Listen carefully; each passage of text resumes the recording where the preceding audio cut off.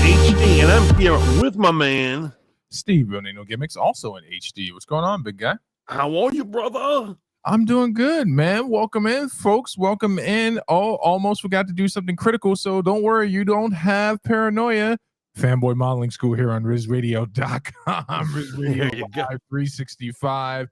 Your boy Steve, real name no gimmicks, switching to your Uncle Steve, real name no gimmicks for this evening because you're going to need Uncle Love, but joined by the absolutely amazing Fat Mantis. How the hell are you, buddy? Well, you're creeping me out right now.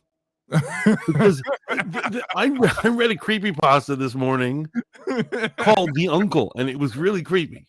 And it's not creepy in the way all of you are thinking. Get that right out of your head right now, okay? Yeah, it's not that uncle. but anyway, it is great to see you. A lot of crazy things are happening in the world. Some say the world is healing. Others think the world is spiraling into chaos. What are your thoughts? I think that some scar tissue is being picked at right now. Various things are happening. So to answer your question plainly, I'm not sure.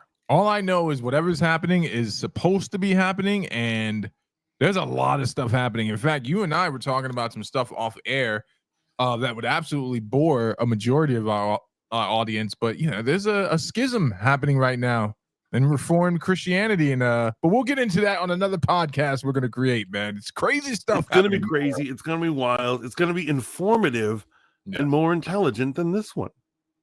So you guys stay tuned for that. Yeah, it's gonna be hard to beat, man. It's gonna be hard to beat.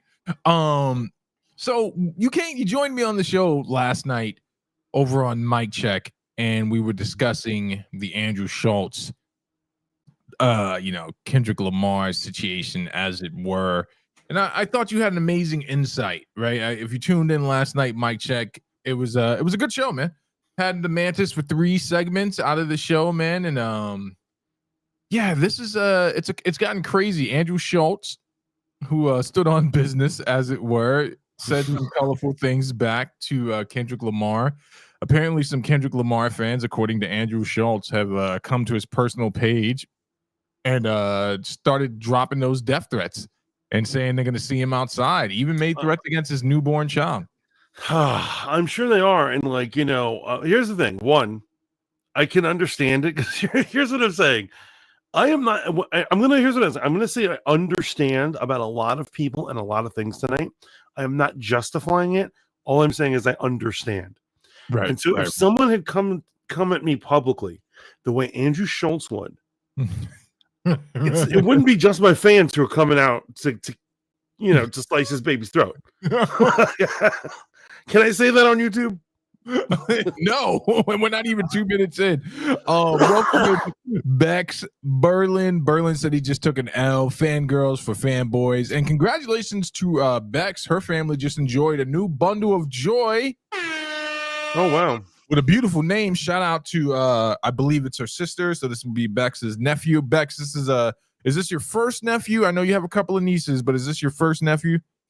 And Berlin, man, you took an L so you can get better. The beating I'm going to put on you in Street Fighter is only to make you a better Christian. Yeah, what is it Batman used to say? It's like, why do we fall down? So we can pick ourselves back up. It's the crazy thing. Berlin keeps calling me out to MK11, which we're going to play, and I keep telling him, you are going to beat me in this game. I'm not going to make it easy.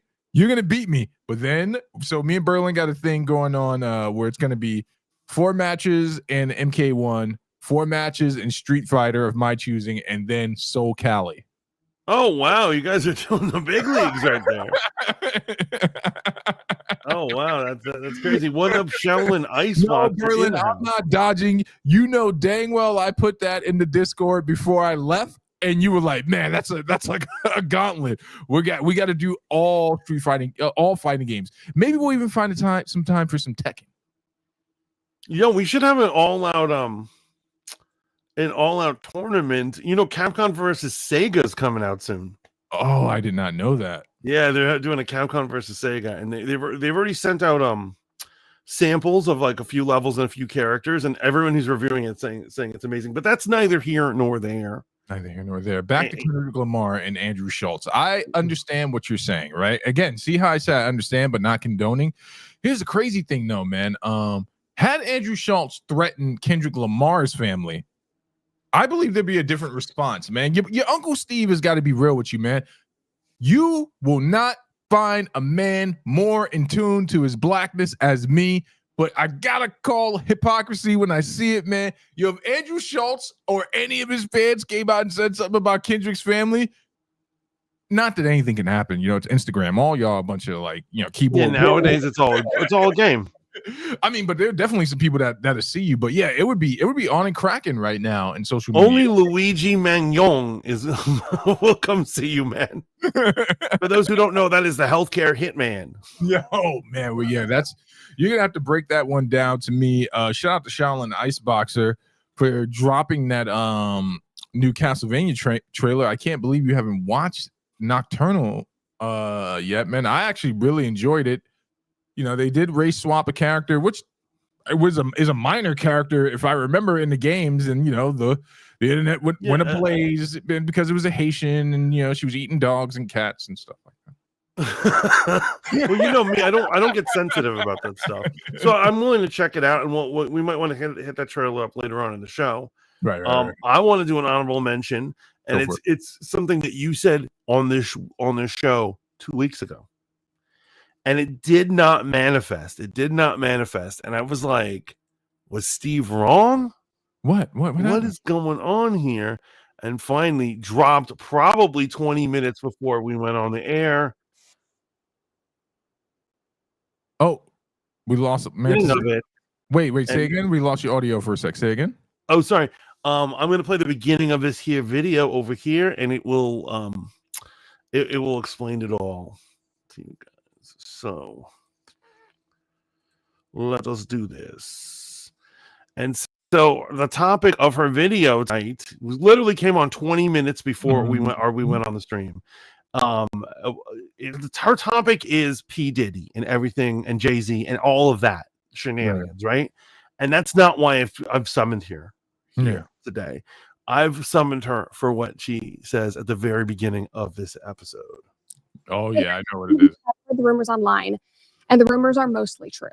Today, December 10th, will be my last day hosting the comment section and working for the Daily Wire. It is not true that I am being forced out. It was my own choice to leave. Believe me, this is bittersweet. I have had the most unbelievable 3 years helping to craft the show, building this community, and telling stories and sharing the truth every day. Through the comment section, you all have made me braver, more articulate, more thoughtful, more hopeful than I could have ever imagined.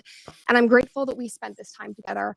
And I'm grateful that the Daily Wire gave us a platform to grow this community. But at this point in my life, I am ready to take on a new direction, both personally and professionally. This means new challenges and new endeavors, which I will share with you soon. As for this show, the comment section will continue with the Daily Wire. My producer, Reagan, is taking over as host of the comment section, and I wish her and the Daily Wire all the best. We have had 3 great years, and I am proud of what we've accomplished together. Leaving the show and the platforms that we've built is hard, but I'm very excited for what's to come. Aww. Knowing that we have brought so many people together in laughter over these last 3 years means the world to me. I appreciate all of you, so let's chat again soon. But in the meantime, go touch some grass, kick some rocks, and we'll catch up shortly. And now for some final thoughts from the God King himself, Jeremy Boring. Bittersweet indeed. We're sad to see Brett go, but we're excited to see her take the next step in her journey. Brett's an amazing talent, both as a personality and as an actress. It's been a pleasure to see her bring the comment section to life these last 3 years, and her performance in the Pendragon cycle is sensational. I'm certain that whatever Brett creates next will be filled with the same joy and laughter and heart that she's brought to all of her work at the Daily Wire. And we wish her nothing but the best. So, my friends, while I have you here, I thought we could run it back one last time with the comment section. And last night, I was sitting at my lap. And so she's about to get into the Jay-Z situation. I just want to point out that you were the one who called it in midstream, in the middle of our stream 2 weeks ago. You were like, Brett Cooper fired from the Daily Wire. Actually, shout out to D. I believe it was D that dropped it in the chat, and then that's when we got into it.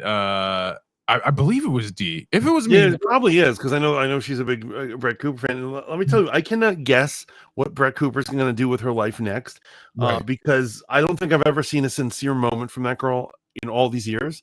I will say, I think here's what it is. I think she's a lovely person, creator, talent, orator. She's, speaks well. She does all her things, but she absolutely has always been a product of the Daily Wire. I don't think she's ever said a line that was generally her. And so maybe we'll finally see that now. What do you think it is, man? Do you think it's like you said, she just recently got married? Do you think it's just that time season in her life? Do you think this was more the amicable public statement that they released just to make sure there's no more dissension upon Daily Wire? What's the speculation?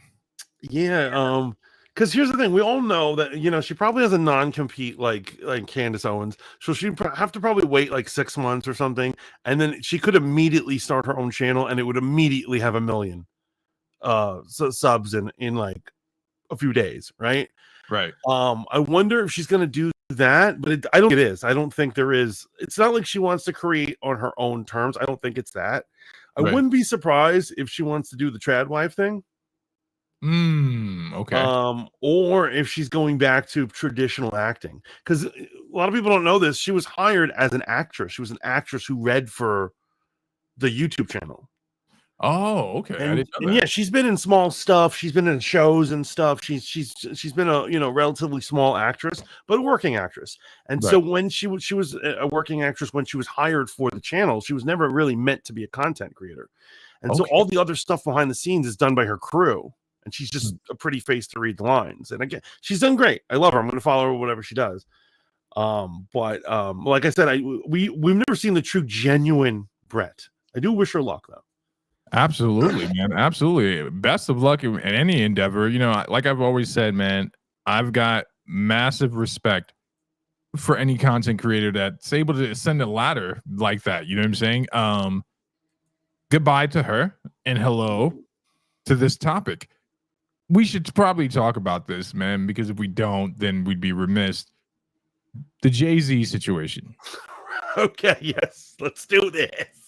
The Jay-Z situation is wild. I got a message from Bex nearly directly after I finished recording Mic Check. I'm just winding down for the night. Everything's edited. It's uploaded. Got my music up because I pick my own music.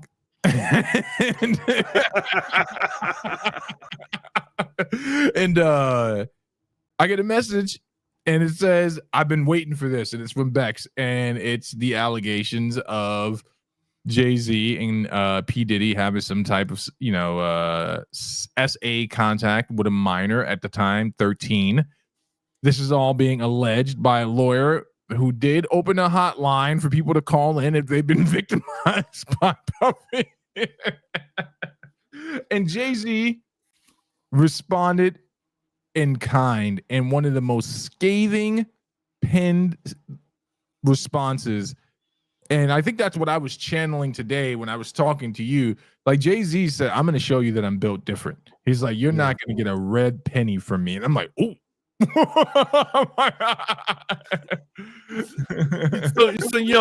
I don't know if he addressed it in the thing. I've only heard excerpts of it, right? And so I've heard some things, and it's true. It's strong words, it's bold words.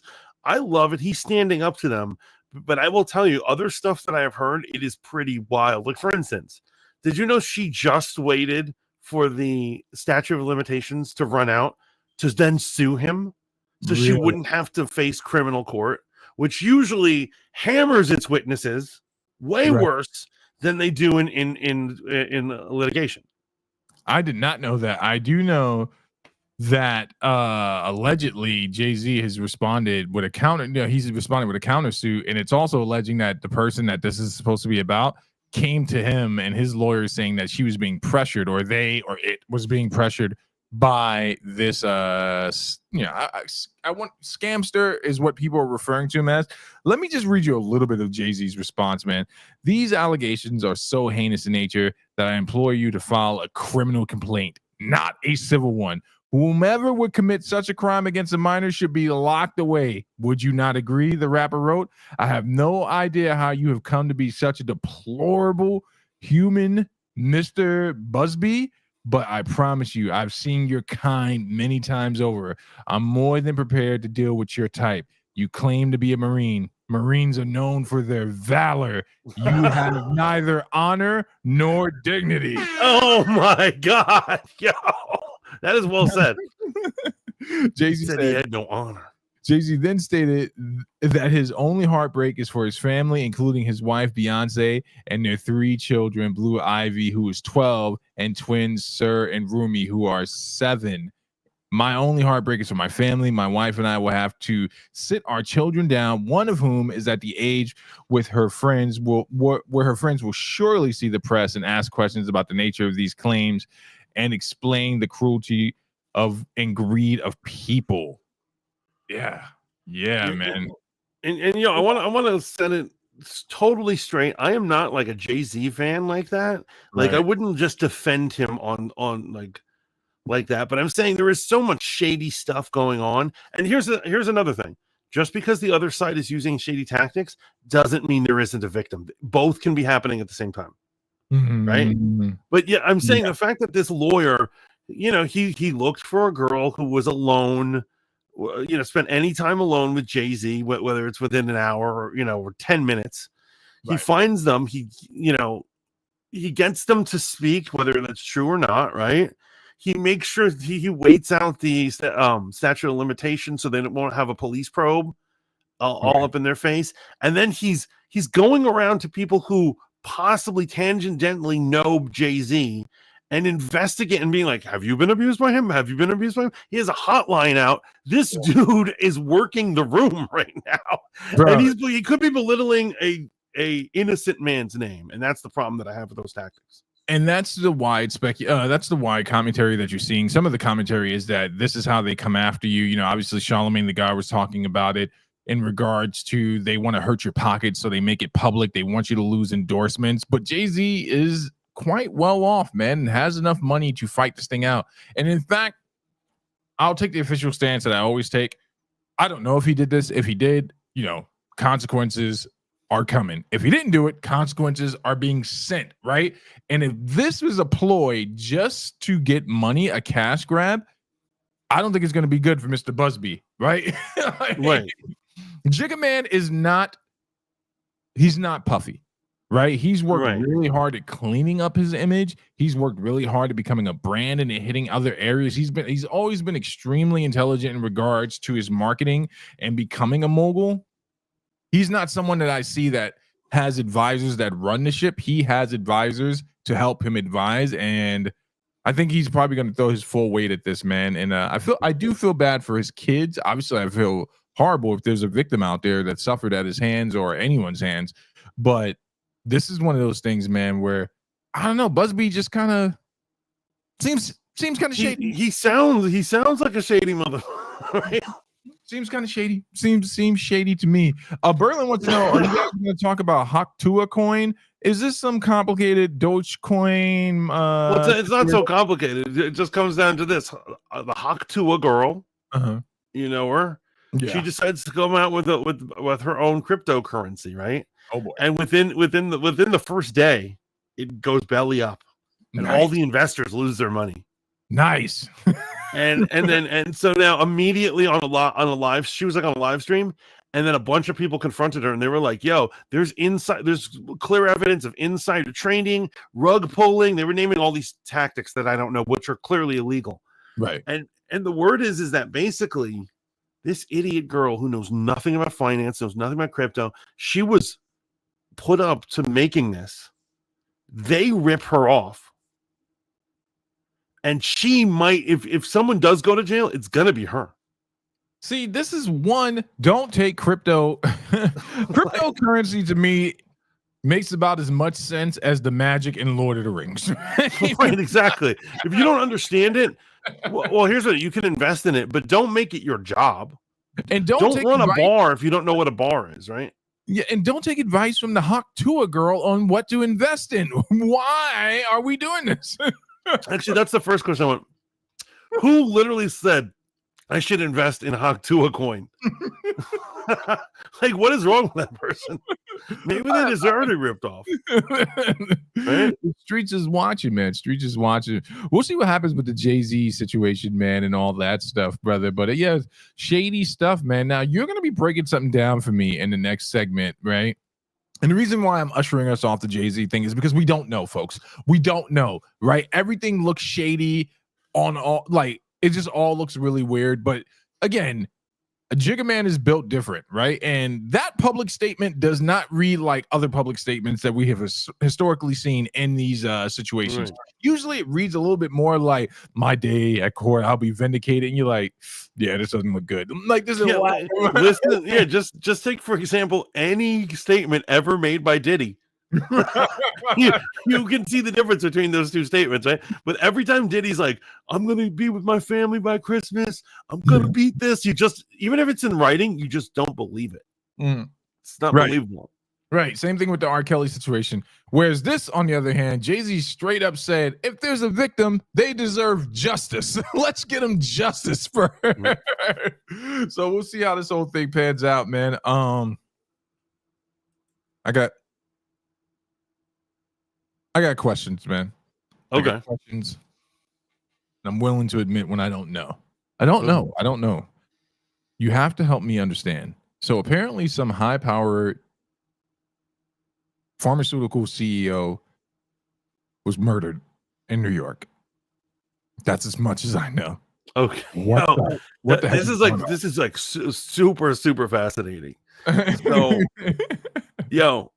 a high-powered CEO is so he doesn't normally come into the office. He usually works in numerous offices.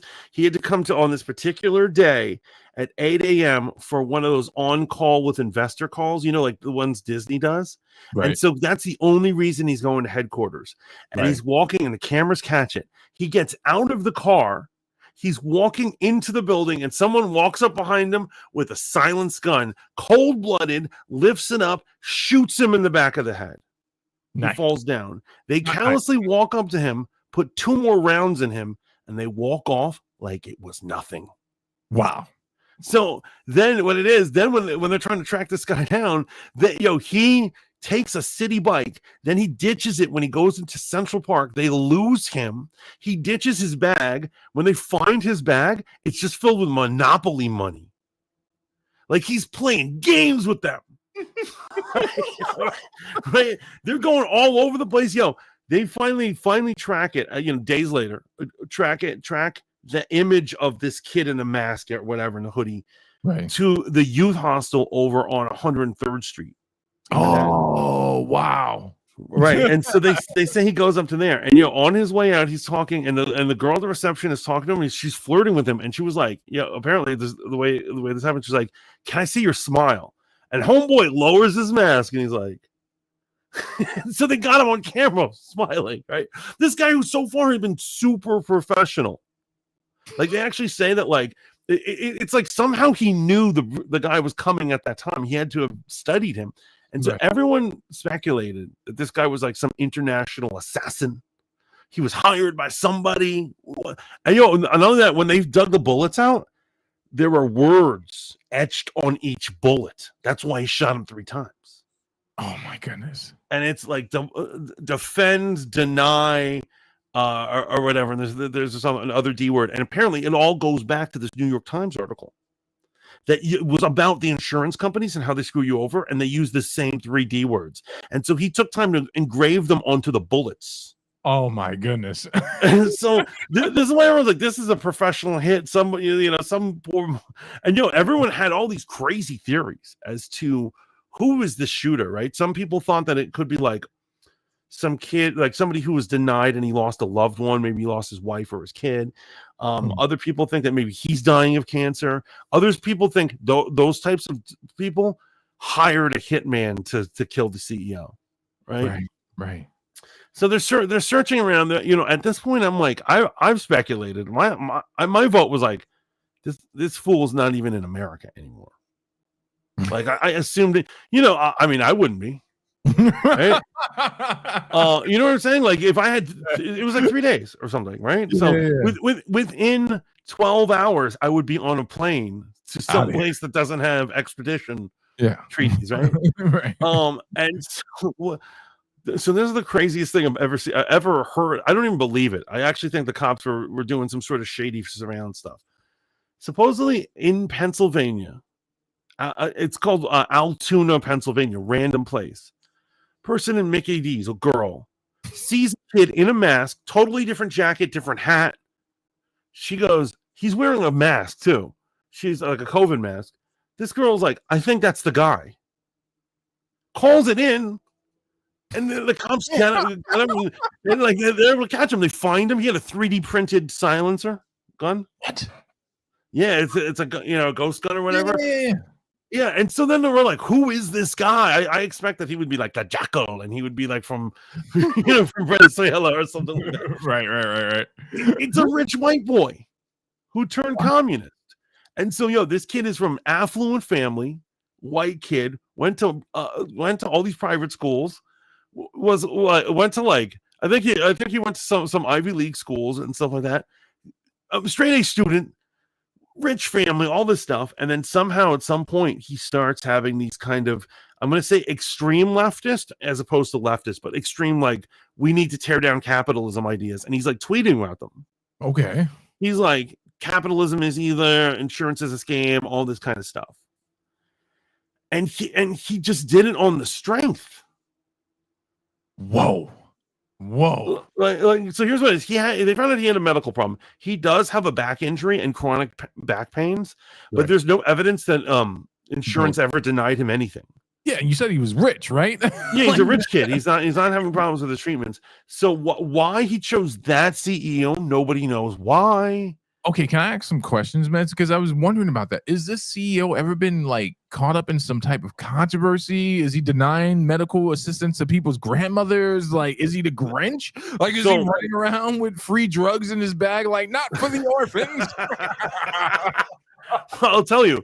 So and this is actually goes on to our theme of the night, which is hero. What is a hero, right? Right. So this CEO, his company changed the system where they decide who is denying them from humans to AI.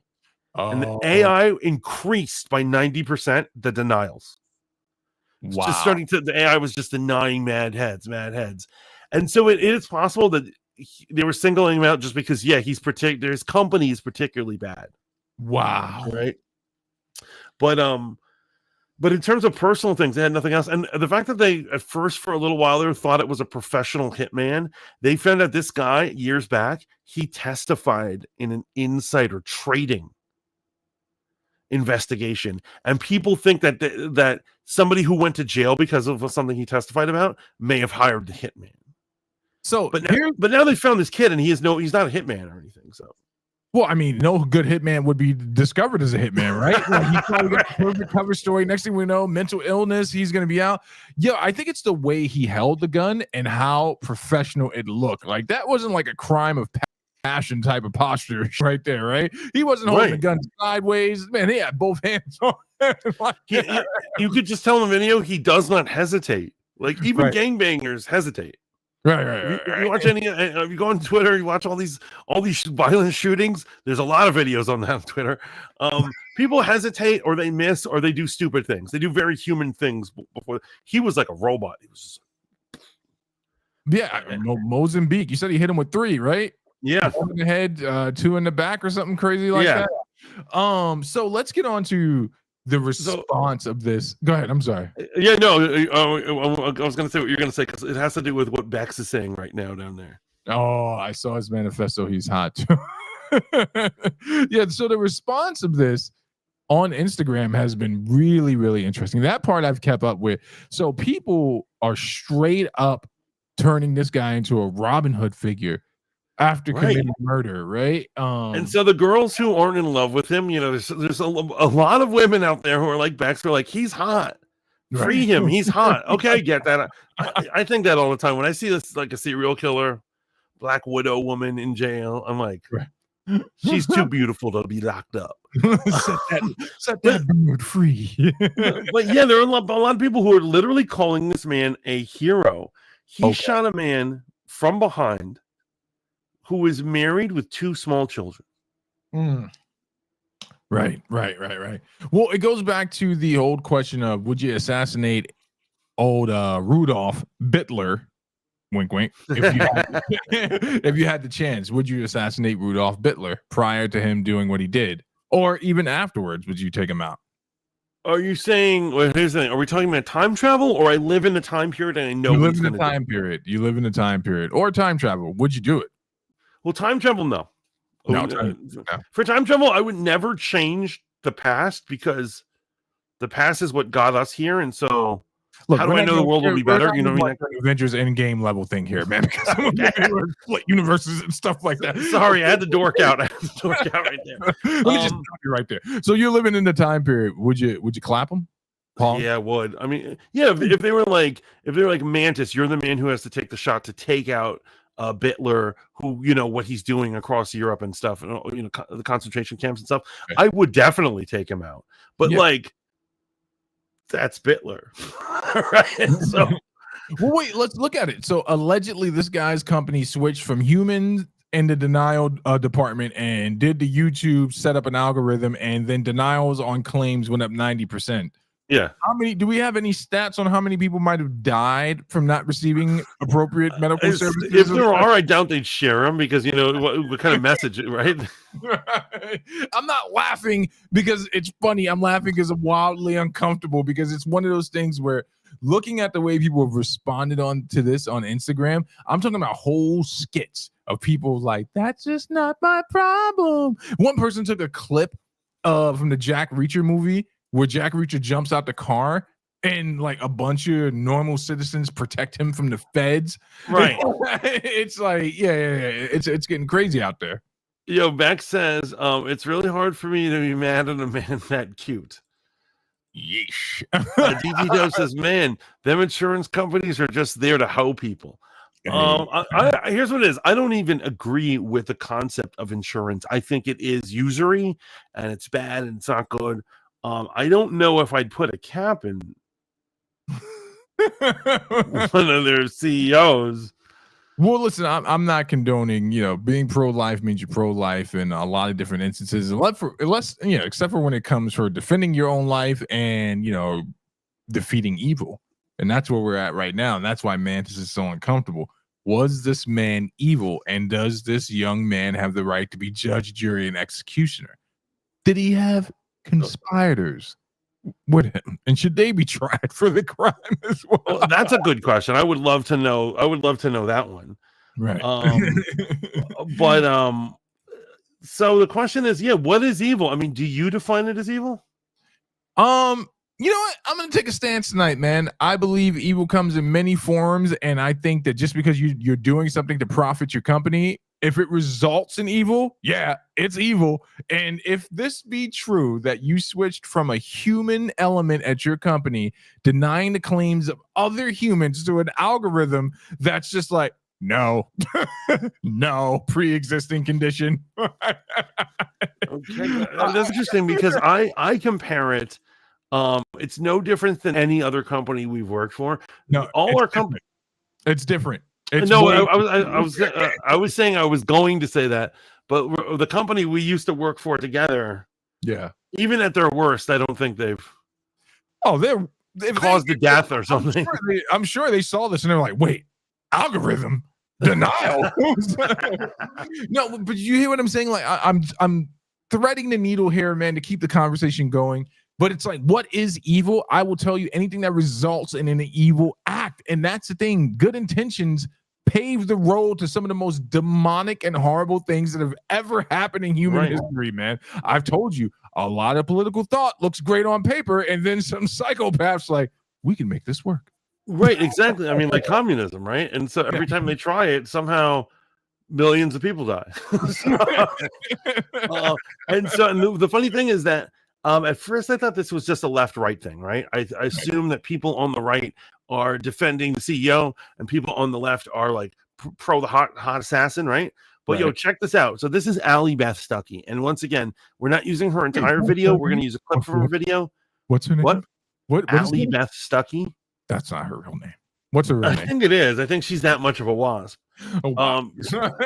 Yeah, she's that much of a high wasp. That have a absurd name like that. But you know, she does Christian commentary and all this stuff. Very conservative woman. Okay. And so let's take a look at what she has to say about this, because like it's fascinating her perception of it. And also, you are just inspiring the next person to do something like this, because this might be the most fame and the most significance that someone has. And if someone is feeling like they want to make something of themselves and become a hero, they are seeing right now how to do that. That's to murder someone that a lot of people don't like. And I think that's very dangerous. The ironic thing here, this guy who says that, you know, he had to shoot down the United Healthcare CEO because, you know, I'm paraphrasing, but he's just a rich guy who installed policies that denied people coverage, and people died because they were too poor to pay for their healthcare needs, which is sad. Like, I actually agree, health insurance is largely a scam, and I'm not saying that these executives play no part in that, and that really does have a detrimental effect on people's lives. I absolutely agree there. But this guy who claims that this CEO was so privileged and just in a position. Now, what I wanted to do is I wanted to focus on what she said about healthcare. Now, this is a rich white woman, Right, who doesn't even agree with the healthcare system. You'd think that she'd be the person defending it, right? I mean, absolutely. You would think that Miss Stucky here would be the person defending it. But here's the thing. Let me go camera back on for a second here. Here's the thing, man. I'm glad that she could at least admit that there is something tragically wrong with our healthcare system, whether it be privatized, you know, universal healthcare or whatever, man. The fact of the matter is, we have propped these nameless corporations up, like these nameless entities, to make decisions over human life. And we've all bought into the system. But I think the point she's trying to make here is, does that give you the right to end someone's life?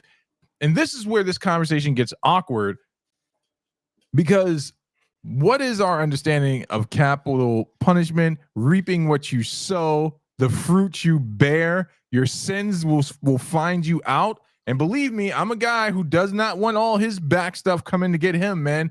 But if you do come for me, just know you might not get the chance to say what you want to say. So in terms of like the youth situation, an example like you, but you have found the Lord and you have repented from your past life, Right. And so the question is it all right that we become vigilantes and prevent someone the right to redeem themselves during their lifetime?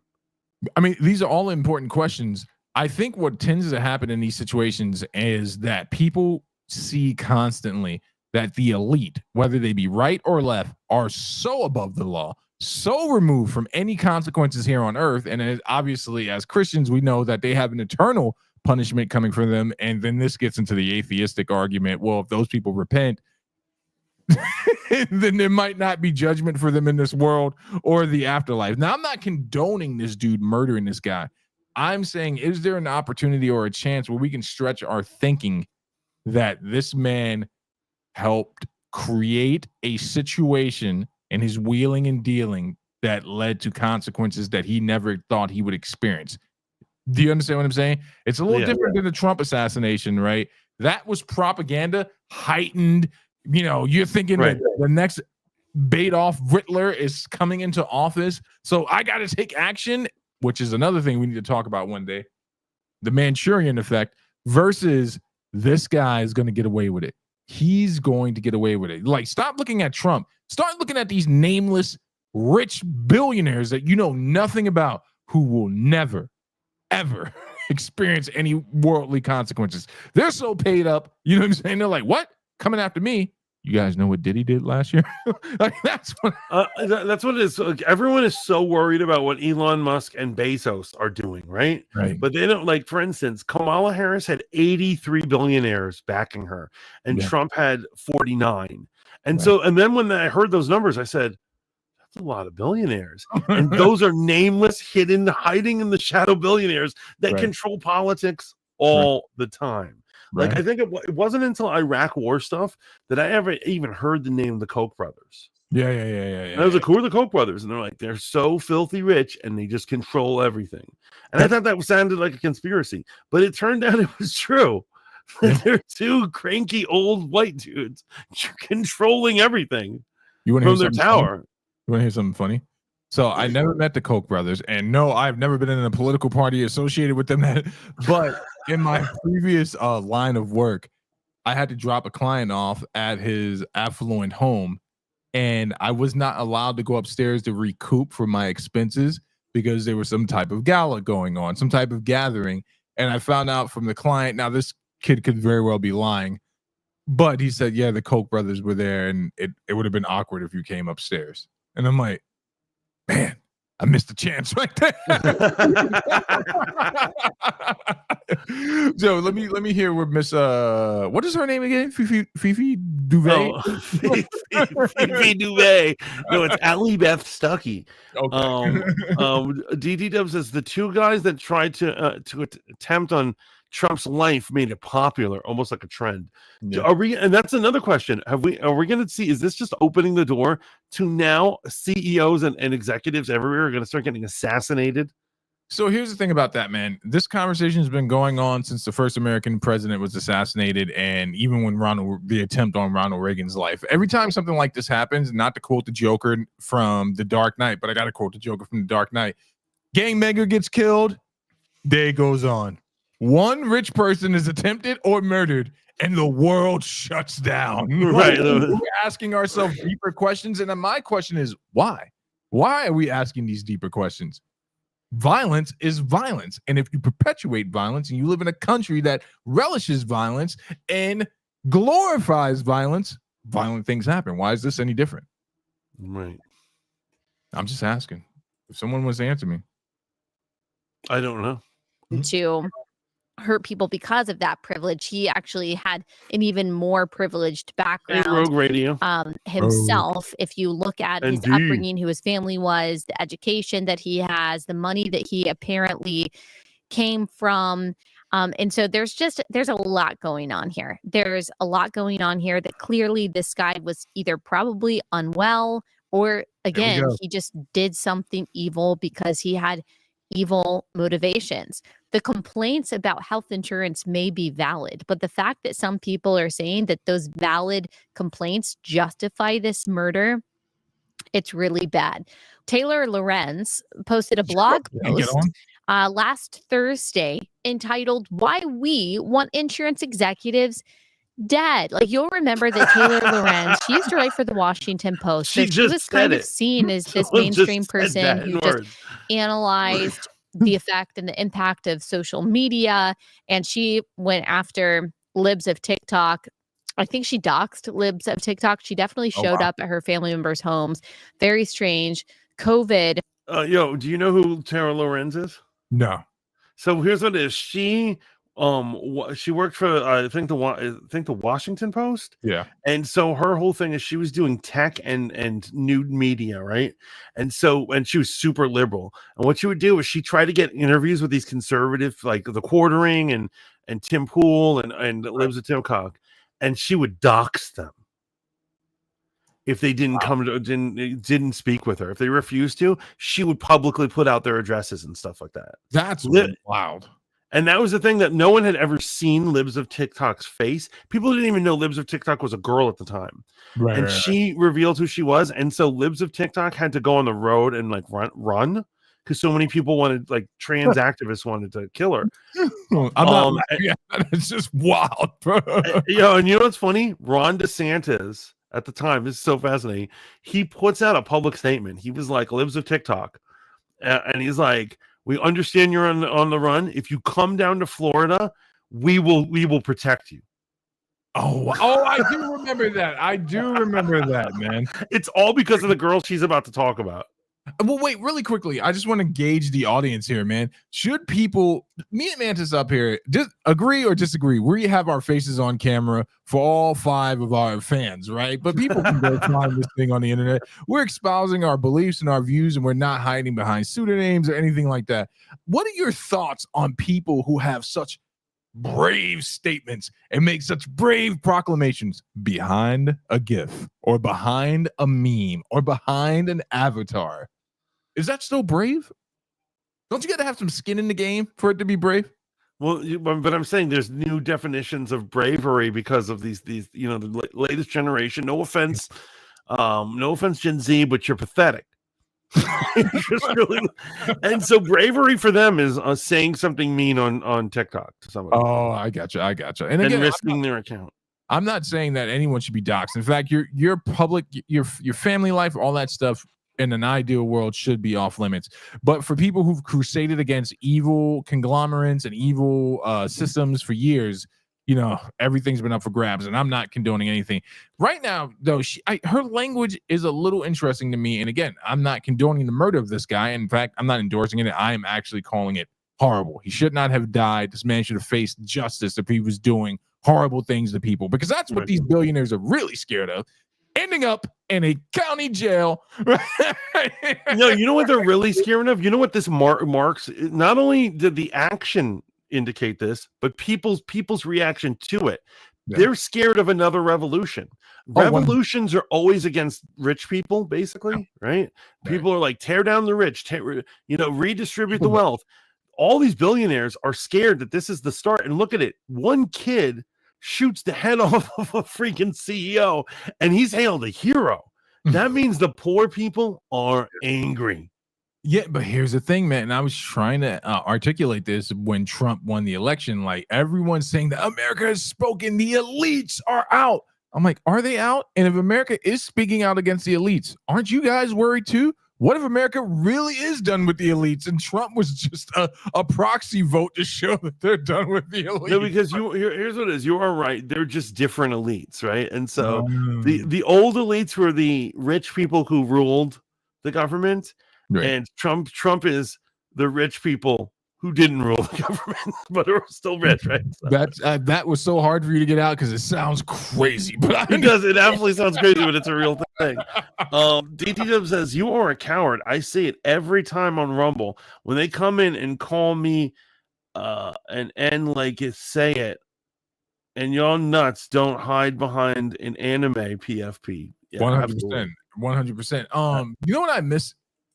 Is in Spoon. You weren't around for these last days, man. But when I was crashing out and burning out on Spoon, man, I got into a very public debate with some weirdo chick that was on there, man. And we're having a conversation about whether or not women can have, negative behaviors, but they weren't using the appropriate language. And I was like, what you guys are talking about is actually dysfunctional behaviors. Can women, have dysfunctional behaviors that impact people negatively? And they were arguing the negative, saying that no, they can't. And I'm like, well, that's absolutely wild.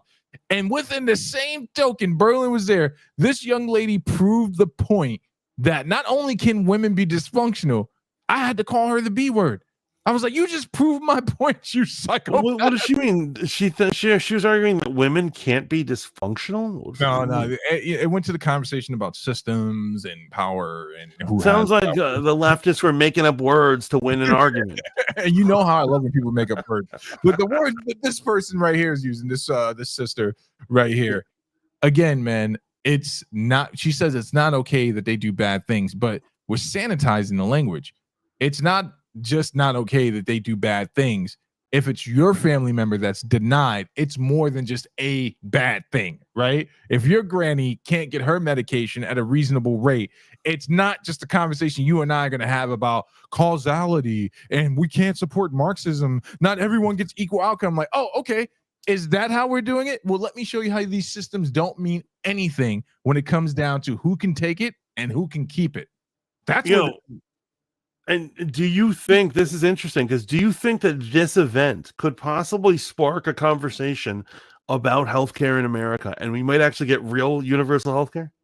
I mean, I hope it does. I hope that it leads to a place where there could be some change, or this is just another nameless blip on the societal roadmap of life, which is something crazy happened. The media jump on it because, I believe that the system protects itself. This evil system, this satanic system, which is this world, protects itself, and the language starts to shift where it's like it gets sanitized. They start coming out with the narrative, oh, he suffered from mental health issues, and before you know it, no one's going to think this guy was a civil rights hero or anything like that. It's just going to be, oh, he was just another crazy shooter, and that's how he'll be remembered.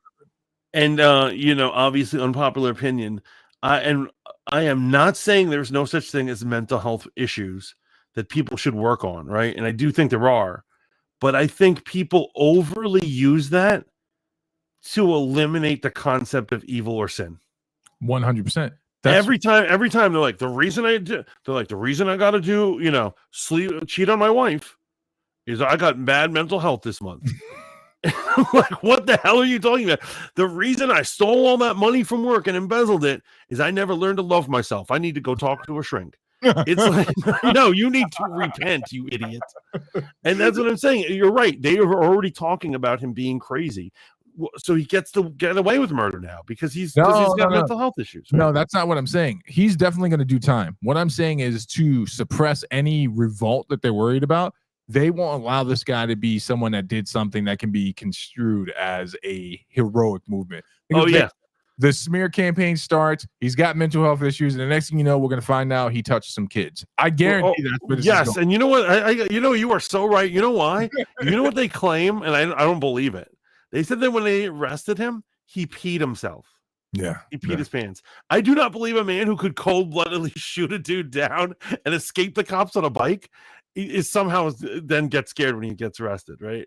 Yeah. I mean, if he was black, then I'd understand that. Like the cop. I think they're trying to emasculate him. That's what I think. They're trying to take the hero out of him.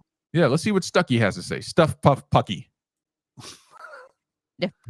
Has made her absolutely lose her mind. She just posted, I think it was last week, she said that she is having a lunch for her friends and that she paid thousands and thousands of dollars for all of these different air filters and UV lights and all of this stuff to kill COVID germs because she believes that she's living with long COVID, that she has some kind of special need, and that everyone else, in her words, is just raw dogging the air. And that we are the reason that she and her friends, I guess, are dying of COVID almost 5 years later. So that is like the mental state of Taylor Lorenz, this person who is celebrating this murder. Now, she does say in this blog post, even though she said that, yes, we want them dead, but she said it doesn't mean we should murder them. But if you've watched a loved one suffer and die from insurance denial, it's normal to wish the people responsible would suffer the same fate. I don't know, actually. I don't know if that is normal. She posted a bunch of stuff on Blue Sky. Blue Sky is, I guess, like the liberal X. And the post, every post that I see from Blue Sky is so violent and degenerate. Like this is what happens when progressives are in their echo chamber, completely unmitigated. It's like hell. I'm not kidding. It is like what I imagine hell to be. Some of the things said on Blue Sky, and it bills itself as like the kinder app versus X, but it's not. It's awful. She posted on Blue Sky a picture of the CEO of Blue Cross Blue Shield, Kim A. Kleck, posted a picture of her and her name, and apparently is trying to say, you're next. And so like, she wants CEOs to die. I saw a post on Blue Sky. If we can find it, we'll put it up. Where she a post on Blue Sky. If we can find. Whoa. Oh my, I told you she's a big doxer. It does look that is crazy. Wow. That's wild. And see, this is extreme. Here's what it is. One thing to be like, oh, rich person, I'm not gonna weep for a rich man who's killed. But now they're actively worshiping evil by celebrating murder. I mean, you say it like this is something new that's happening. But okay, man. First of all, the woman we're watching, I just a little background, just so I know who I'm watching here. And I always ask these questions. What are her credentials? Where does she come from? What's her backstory? So she's I think she's independent right now, or no, she's with the Blaze now. She started in PragerU, and then she also was on Christian whatever TV, like the New Christian or whatever. And so she's been doing this easily a decade. She's had the shows, and she just talks about biblical matters, stuff like that. She's a lifestyle and mostly biblical stuff. Does she introduce the gospel in her commentary, or does she just kind of react to stuff? No, she does. She talks. She reads from the Bible. She does all sorts of stuff. Okay. All right. Listen, man, this is madness, man. It's absolute madness. We've officially entered the madness section. Yes, it's absolutely insane. I just want to let you know she is commentating to us with a blanket on. And listen, I'm not the type of guy that invokes white privilege or anything like that, but this does scream pumpkin spice latte. She's got a I mean, that's what she is. She's like I said, a high wasp. I think the cutest thing I've ever seen is when she gave a whole thing about how she wasn't sure if she believed in dinosaurs. Oh, bless her heart. Said in a Southern Baptist voice. Bless her heart. Bless her heart. He wants these CEOs to die. I saw a post on Blue Sky. If we can find it, we'll put it up, where she said, like, this is what's spamming my group text this morning. And it was like this little meme of a smiling star. CEO and in down. Comic Sans, the text said CEO down. And so she is openly celebrating this. On Pierce Morgan's show, Taylor Loren said that she felt joy when she saw this CEO assassinated. Satu. This is the premium Garmin duffel 45 liter by Half Day. It's a transforming 2-in-1 travel duffel bag for long. I do believe in the sanctity of life. And I think that's why I felt, along with so many other Americans, joy, unfortunately, because it feels like. Serious? I mean, joy in a man's execution? Maybe not joy, but certainly not empathy. Because again, we're watching the footage. How can this make you joyful? This guy's a husband, he's a father, and he's been gunned down in the middle of Manhattan. Why does that make you joyful? Real quick. Tens of thousands of Americans in. I love when people throw out husband, father, all that stuff. Nebuchadnezzar was a husband. Yes, there's plenty of husbands, and so this is the point that I always make. Like, Bitler loved his wife too. Doesn't mean he was a saint, right? Was Bitler married? I thought he had some sort of affair with some failed German actress or some like love thing. Was he? At the end of the days, they got married. Oh, when it was coming to an end, they came. They like knew that it was over. It definitely was. And joint. Yeah. As to each other in the bunker. So. Well, I mean, when you're about they went out romantic. It was a romantic end. Yeah, but it always cracks me up when people say stuff like this. I'm not condoning this guy, and I'm not likening this guy to Nebuchadnezzar. It's just Pierce Morgan, right, saying he was a husband, a father. It's just, what I did it earlier in this broadcast. I said that as if that makes someone gooder or a better person, right? But it means that he was valued by someone, and I'm not acknowledging that he was valued hopefully by his wife and his children at the very least. But it's an interesting. I believe I know why you're bitter about it. You're like, I'm a husband and a father, and I get no special treatment. I mean, Saddam Hussein had kids and a couple of wives. Right. So did Bin Laden.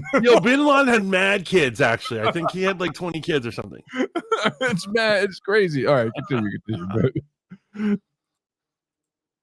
Innocent Americans who died because greedy health insurance executives like this one push policies of denying care to the most vulnerable people. That is so dark and depraved. Columbia professor Anthony Zink has said this: today we mourn the death of United Healthcare CEO Brian Thompson, gunned down, ... Wait, I'm sorry. Today we mourn the deaths of the 68,000 Americans who needlessly die each year so that insurance company execs like Brian Thompson can become multimillionaires. Okay, can we care about both? Is that There possible? you go. Like, can we say, yes, health insurance, as I already said, is in many ways a scam?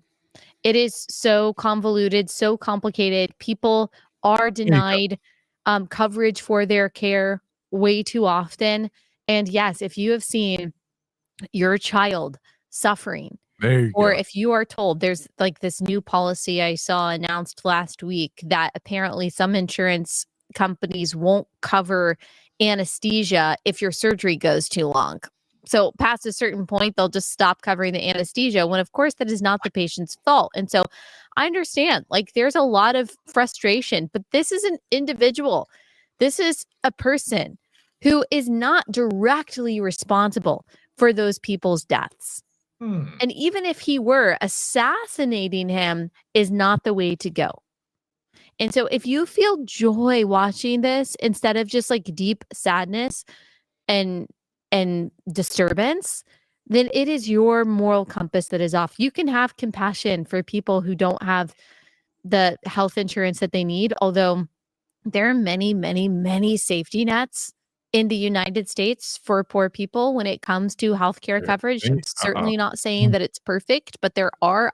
So I want to point out that there it is. And this is where, again, she had me going. Now, if I was not a person that could just pragmatically examine her argument, like what she's saying, her argument here, if I was just completely going off emotion, this is what pisses people off. Pardon my language, man. I'm doing good. I don't know if you guys noticed. I'm doing really, really good. You're doing better than me. You're doing absolutely doing better than me. This is what ticks people off right there.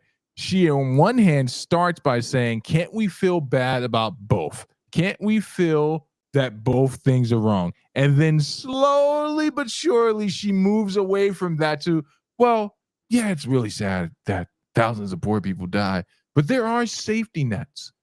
Right. And this is something that a lot of wealthy people think, and this is part of their argument when they're going on, like, they want laissez-faire capitalism, or and like the whole thing is they say there's all these safety nets. I'll tell you, all the safety nets that are in place are for low-level medical things like Obamacare. Obamacare will pay for all the cheap stuff, but if let's say you have a cancer diagnosis and you've got all this chemo and all these things that you need, like a wheelchair and all this other stuff, you are not getting that through Obamacare or any of these safety nets because they can't pay for it. And so when people see, yes, it's true. As a country, we give a lot of charity to people who don't have medical expenses, but we don't have it for complicated medical problems or serious ones. Yeah. You know what I mean? Yes, they will cover you if you have the flu. They're not going to cover you if you got a serious disease. It'll cover so little of it that person will go bankrupt, dying in America just because they got sick.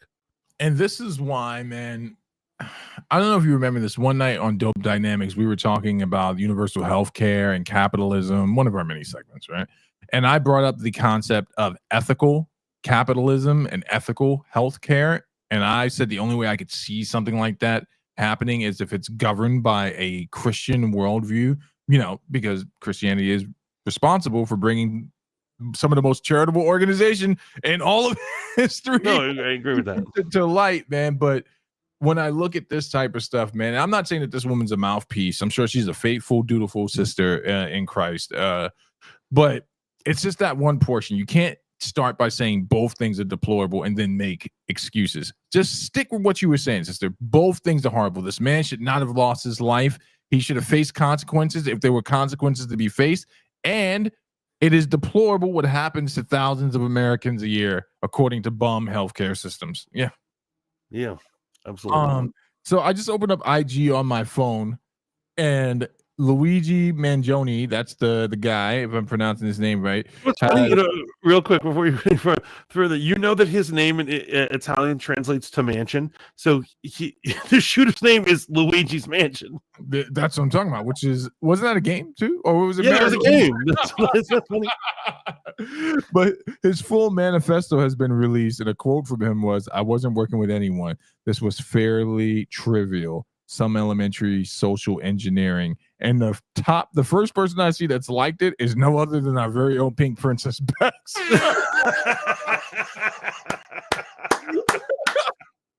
Because it's got a picture of him smiling. I love that. I love that. I love that when you see a random post on Insta, right? You're scrolling through. Maybe it's a perverted meme or something wild. And you look down and you see your friend who was the top liker. Or maybe it's that friend you haven't spoken to in a long time, and you're like, okay. Oh man, I do hope y'all have been enjoying the last few fanboy episodes. But me and Mantis really hit our stride again, man. We work really hard to bring you guys content. So if you can do us a favor, hit that like button right here on YouTube. If you're watching over on Yumbles, consider subscribing to the channel. It's the cost of a coffee, right? $1.99 a month. Help keep the machine of Riz Radio alive and going. Anyway. Well, thank you for that. Let's get a little more Allie Beth Stuckey before we get into our next absolutely controversial topic. Options. But you can have compassion for those people. You can help those people rather than celebrating Taylor Lorenz. Like, let's think about this. Like, you said that you spent thousands and thousands of dollars on a lunch with your friends with all different kinds of filters to make sure that the little COVID germs have gone away. Instead of spending thousands of dollars doing that completely unnecessarily, why don't you spend thousands of dollars helping someone who needs care? Helping someone whose health insurance won't cover their chemotherapy or won't cover anything else they need. Why did you spend your money doing that? So that you could have a little frivolous lunch? You think that you are contributing to people's health and well? She did it because she did what all rich people do. But this is what rich liberals do. Oh, those poor people are dying by the thousands. I should do something about that. I'll throw a gala and we'll have a party in their name. Yes, exactly. And so while they're mourning these poor people who just need a little money to survive, they're eating $1,000 plates of food, right? And at the country club. Yeah, Berlin, that is damn near free. So go hit that $1.99. Subscribe with your Prime subs over on Twitch. Are we live on Twitch right now, man? We are live on Twitch. Yeah, hit the Prime sub. That's free over there, man. Real quick, but that's what rich people do. That's what rich people do. Are you interested in hearing the man's manifesto? I know we're listening. I absolutely am. Okay, give me a second here. To the feds, I'll keep this short because I do respect what you do for our country. To save you a lengthy investigation, I state plainly that I wasn't working with anyone. This was fairly trivial, some elementary social engineering, basic CAD, a lot of patience. The spiral notebook, if present, has some straggling notes and to-do lists that illuminate the gist of it. My tech is pretty locked down because I work in engineering, so probably not much info there. I do apologize for any strife or traumas, but it had to be done. Frankly, these parasites simply had it coming. A reminder, the U.S. has the #1 most expensive healthcare system in the world.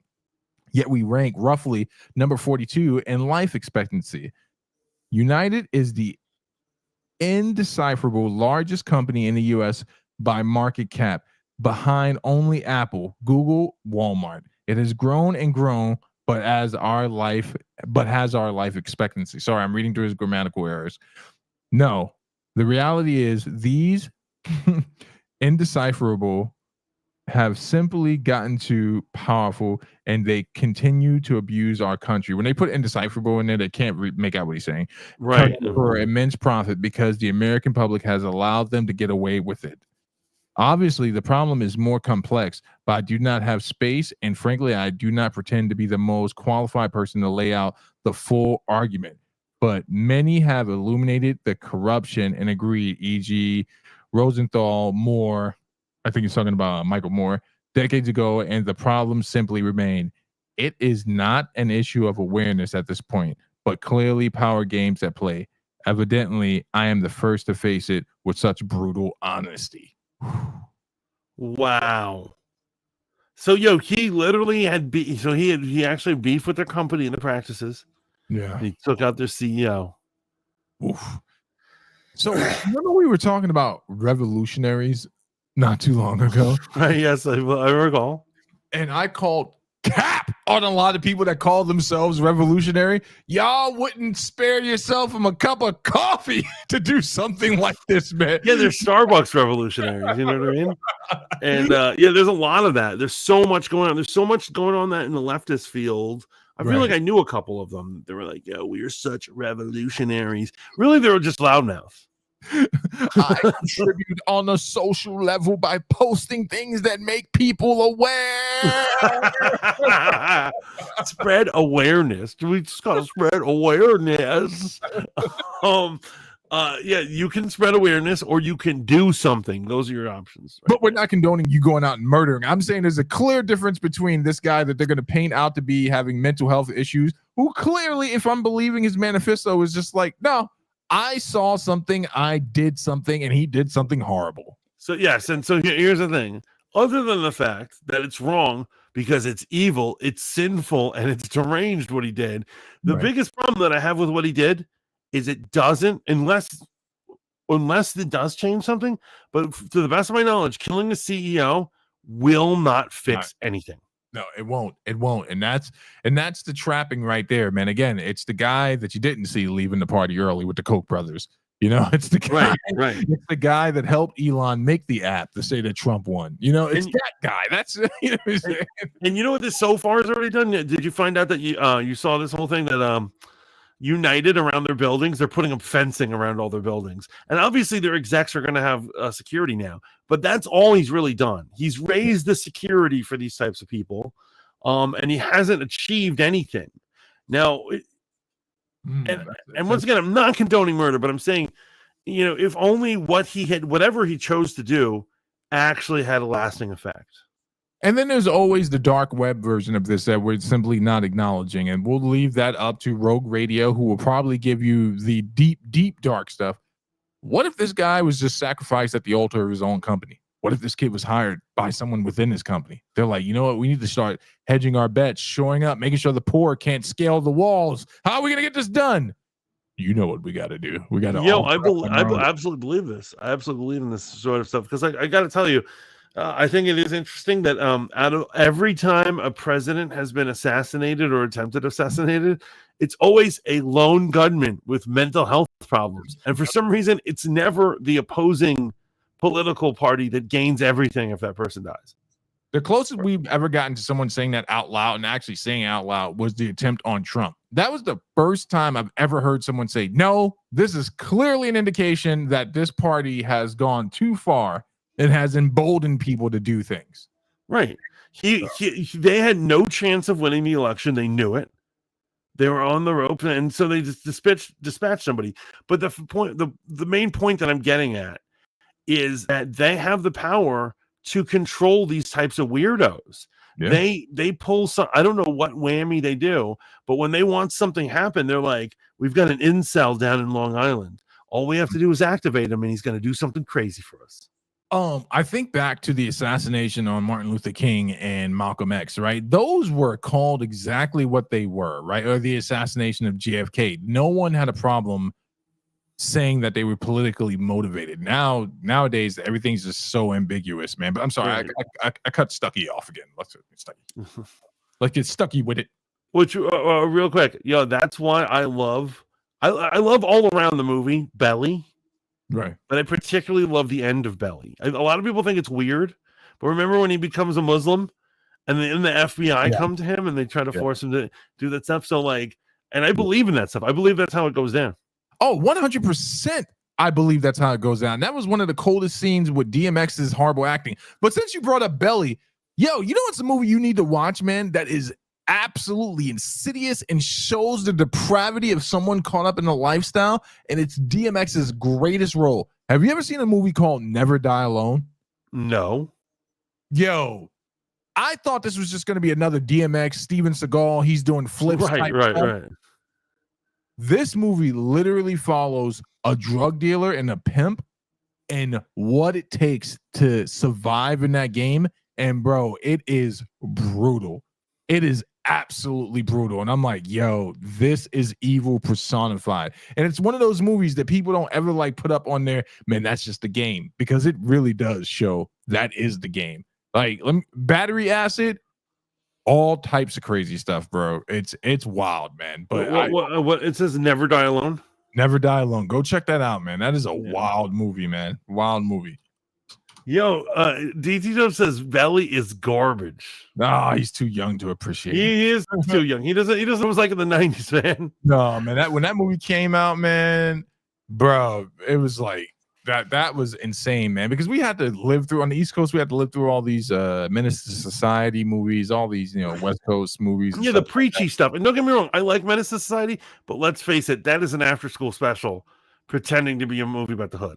Now, Boys in the Hood is a classic, man. That scene of him running away before he gets gunned down. What was his name? Mike, or what? Ricky. When Ricky gets shot in the back, I'm like, but you know what's crazy, man? You know what's crazy?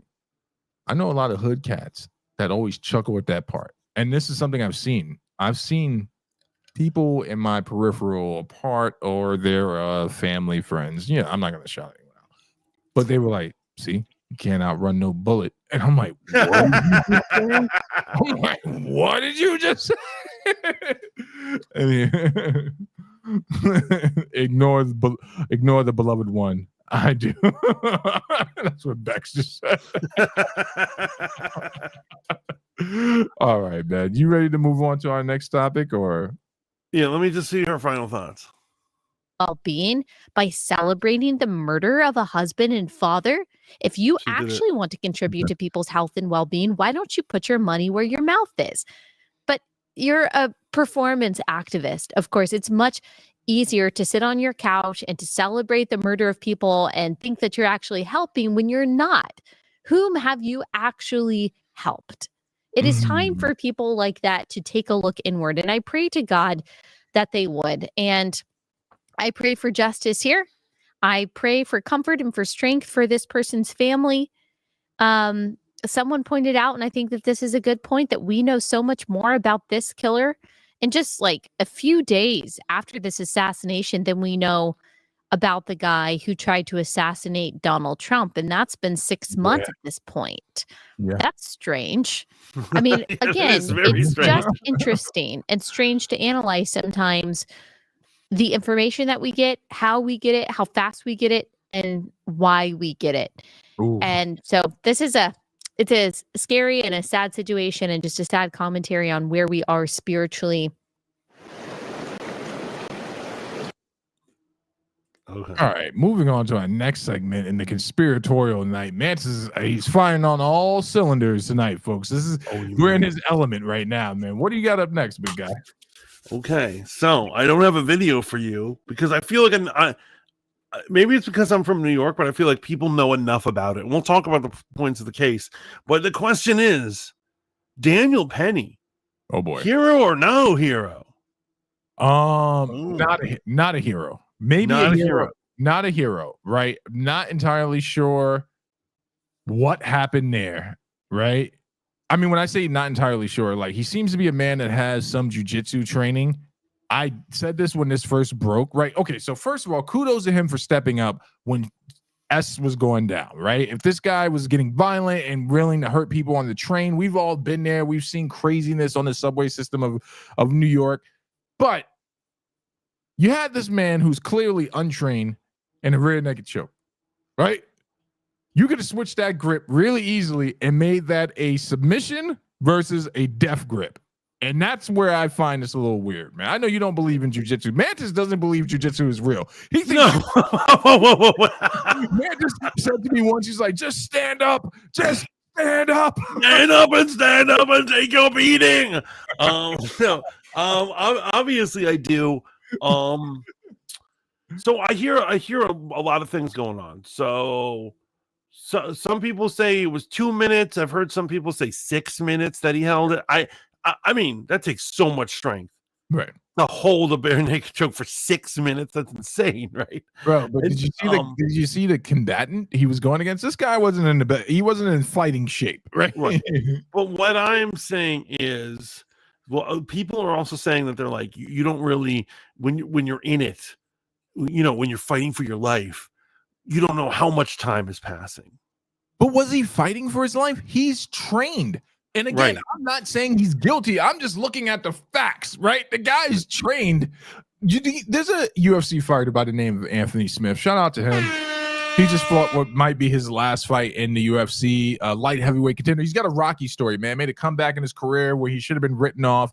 Fought John Jones for the belt. Got absolutely destroyed. But he did an honorable thing in that fight, Mantis. You're not allowed to knee a grounded opponent in the UFC at the time. And John Jones accidentally, and it was accidental, kneed him. But Anthony Smith, like a true warrior, did not allow the referee to DQ John. He just kept on fighting, right? And he had a clear moment where he could have been like, I'm hurt. I can't do this. And they would have stripped John of the belt. And they asked Anthony Smith afterwards, I just want to build up his character here. Why didn't you take the DQ? He's like, I came here to win the belt, not steal the belt. Yes. Woo! Yes, that's a lovely story. So this guy had someone break into his house. He's a black belt in Brazilian jiu-jitsu and a master in ground and pound. Drug addict, and for some reason he wasn't able to subdue this guy in a way that was impressive. He's like, I was fighting for my life. I don't understand that, and I'm not disproving it, but you're trained. This is a drug addict on the train, right? Was he really? It didn't look like it took much for him to take him down. I don't know if this qualifies for fighting for your life, bro. So here's the whole thing. I believe in self-defense so much that I think I have a lower standard. Right. Or maybe I guess actually, no, you know what it is? Probably a higher standard of what is considered excessive force. Because here's what I'm saying. In my experience, in the course of fighting, sometimes we do stuff and we don't know our own strength, or we don't know how hard we go until after we do it. Right. I feel like maybe you've been there before where you're like, oh shit, I just knocked this fucker out. I wanted to pin him or something. You know what I'm saying? Like that kind of stuff just happens. No, but those are two different things. And again, I'm not saying this guy isn't. It isn't respectable what he did, man. Again, I want to be clear on that. Shout out to him for being willing to step up and step into a tense situation. That's what I like about it. And I don't want the discouraging of heroism, because we need people watching out for each other in these streets. Exactly. But at the same time, your question was, is he a hero? And I'm like, I don't know. No, I do agree. I do agree that because that's so funny. You were like, well, he's not really a hero. I was going to do the counter argument. Is he both a killer and a hero? You can be those things at the same time. Yeah.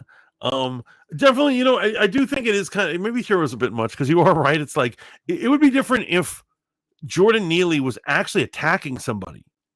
If it was like an actual attack and he stopped it, then I think he'd be a hero.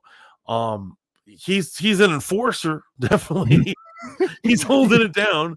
But here's the question. Have you noticed that the judge tried twice to get this man convicted of something, and the people of New York, or their representatives in this case, wouldn't do either. They wouldn't do the high crime, they wouldn't do the lesser charge. Right. The people of New York are sick of the bums.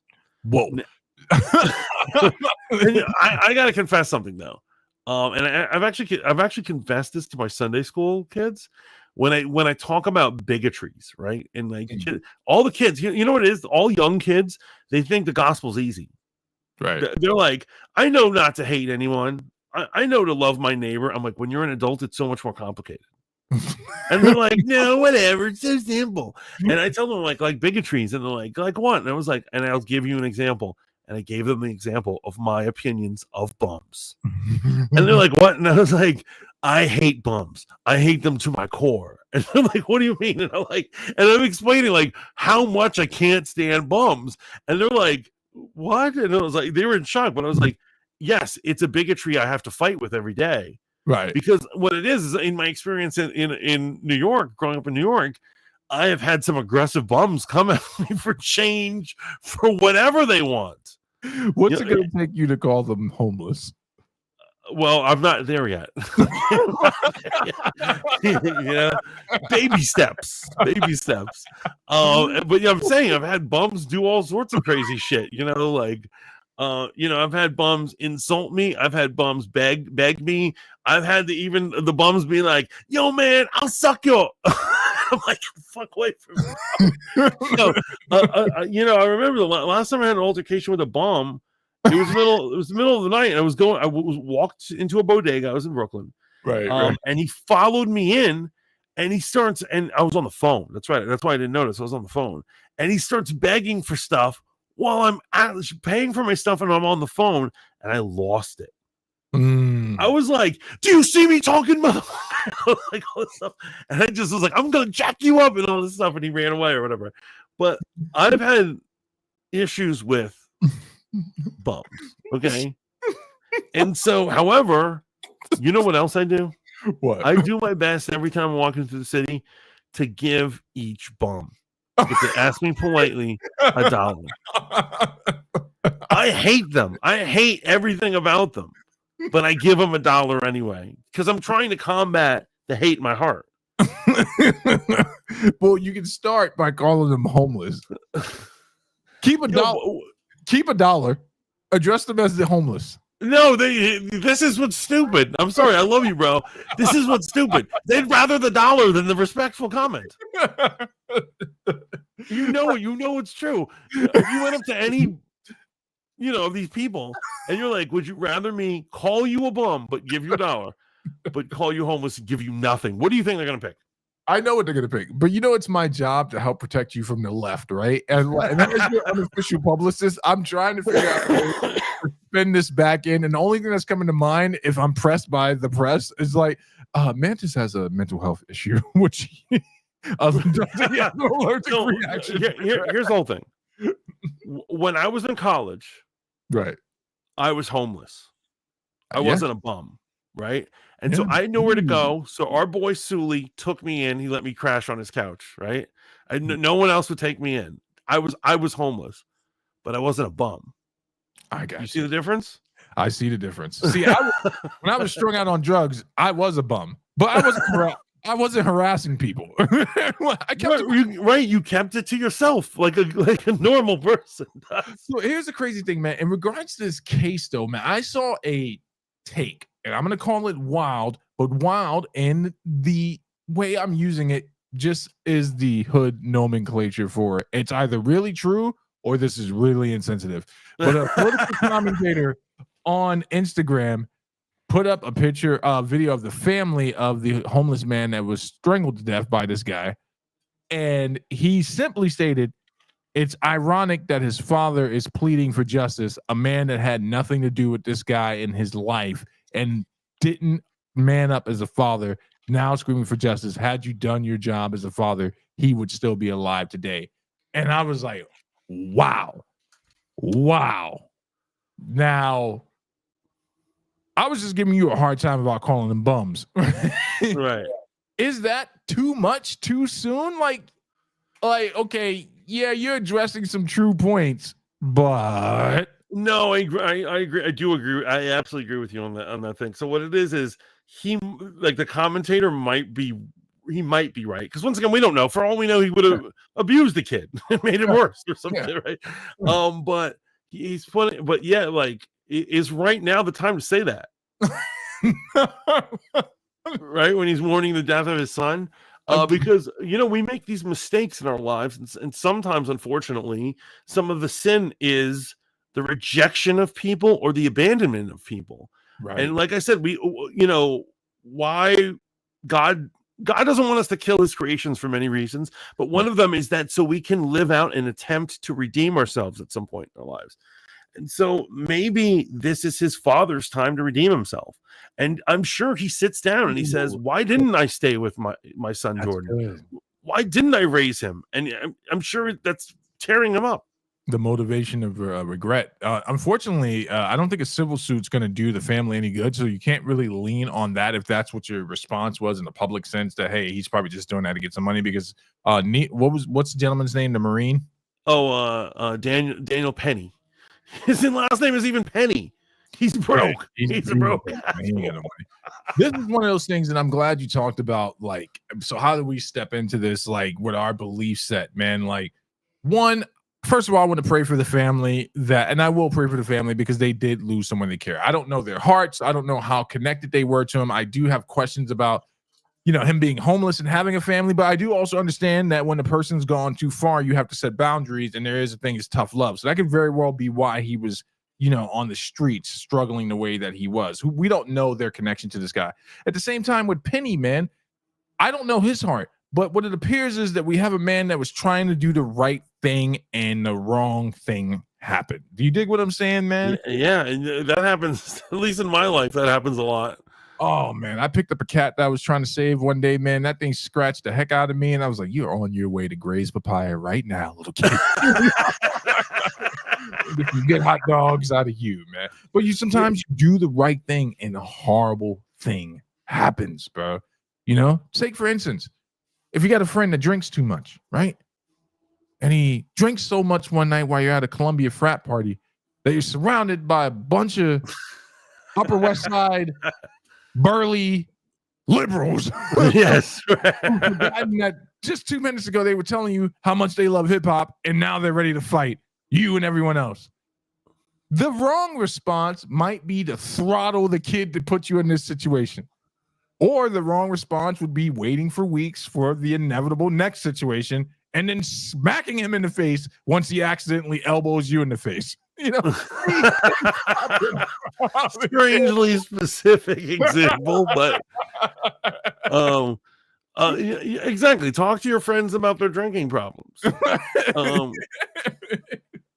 But like people, speaking of heroism, right? And so in our last story, we had maybe not leftists, but maybe they're the extreme left, thinking that dude was a hero for killing a health insurance executive, right? Right. Now, in this case, we have the opposite. The conservatives are hailing Daniel Penny a hero. Now, I'm either willing to give him both status. He's both a murderer and a hero, or like your example, he's neither, right? He's a guy who tried to help and he's done fucked up. Yeah. And I'm not even arguing intent. I'm literally saying he tried to do the right thing, and in attempting to do the right thing, something horrible happened, and he's gonna have to live with that for the rest of his life, man. And you know how I know he had good intentions and he didn't know what was going on? You know what happened when the cops came? What? They were like, "We're gonna take you down to the precinct. We're gonna give you Miranda rights." He's like, "Oh, I don't need him." Like, "You need a lawyer?" "No, I'm good. I'll talk. It's cool." And he just sat down and he totally thought everything was gonna be fine. Right. And that reads to me as a naive fool. Yeah. Who didn't know he just killed somebody. Or as the liberals are saying, it was a white man that was just like, "I'm going to beat this. Don't you worry about it." And they have to read everything is evil, right? Everything's freaking evil to these people.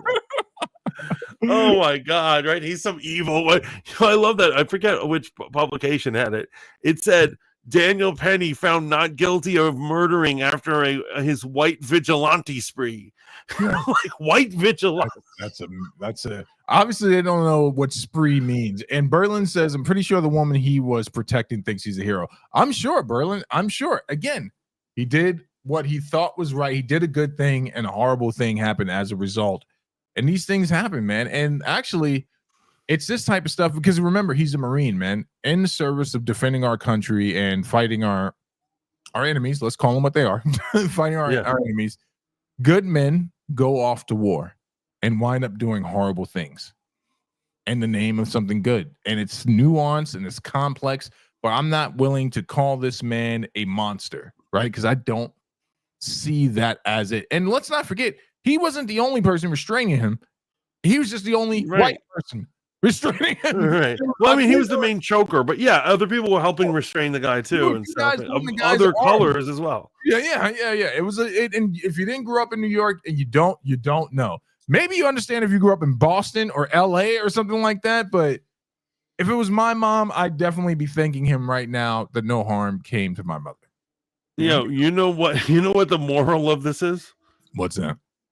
Stick to striking. Jiu-jitsu's gonna get someone killed. Man, you know how many people die from getting punched in the jaw, hitting their head? If he had just punched the dude, he wouldn't. Man, it's crazy when I think about this situation, though. So I hope Penny goes on. So all jokes aside, right? He's gonna have to live with this for the rest of his life, man. I don't know what his military career was like, man. I don't know what trauma he's dealing with from being, a Marine and overseas and fighting wars for our, our protection and all that. Because I'm gonna call it what it is, man. You sign up, you fight, you got my respect, right? He's gonna have to live with this, and I don't know how this is gonna impact him. The trial, the public scrutiny, not being able to live a normal life, and I'm hoping that he doesn't get pulled into this whole far right speaking tour where he's at these obscure booths, and that's his only means of providing for himself, because that's something people aren't willing to take a look at after being ostracized by society and being deemed a race murderer. Not too many other employment options, right? Other than going on these conservative speaking tours. So I hope that his life, I pray for him, man. I pray for honestly, him. if I had tons of cash, or if I was one of these rich dudes, honestly, and this almost never happens. It absolutely almost never happens. I wish I did, because you always hear like, what happened to this guy? And when you look it up, they have horrible lives, right? Yeah. Like I hope he doesn't become an alcoholic and die young or something, right? Exactly.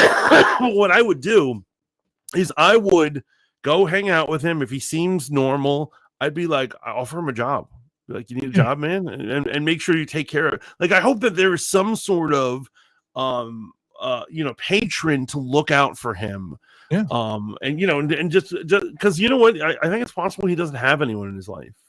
Yeah, and again, man, he's a man that stepped into a situation where most people would have been cowards, man. So I wish the best for him, man. My condolences go to the family, and I am truly saying, can't both things be true at the same time? Can I wish him the best after all of this, and can I pray for the family that lost someone, and the circumstances? Oh, absolutely. And I hope he has a pastor to talk to. I hope he finds one.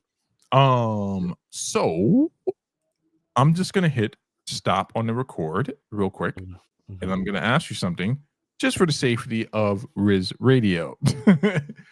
Are we in fact allowed to watch trailers and listen to copyrighted stuff and it be on the radio before we watch this nocturnal trailer? No, I cut those out. Okay.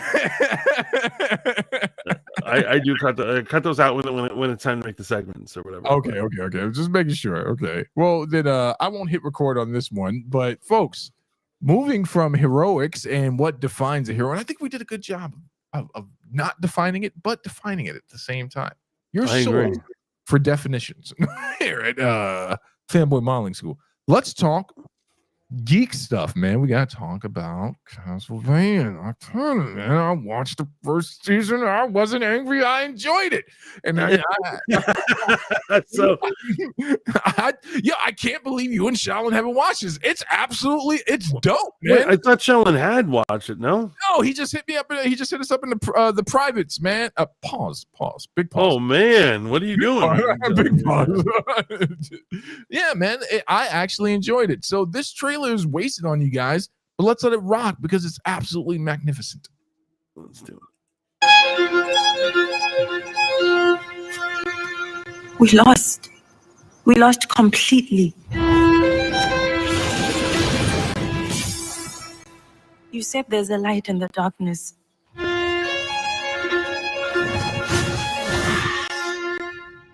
But I can't see any light.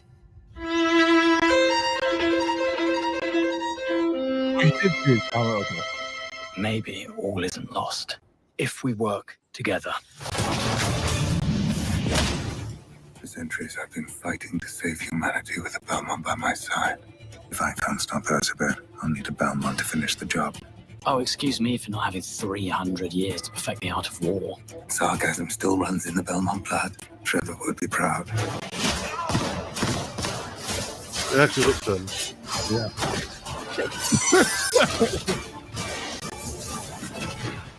Are all Belmonts like this? Irritating. Oh, yes. Oh,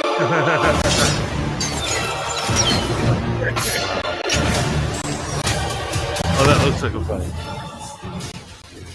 He's a summoner. It's absolutely amazing. Now it's my turn.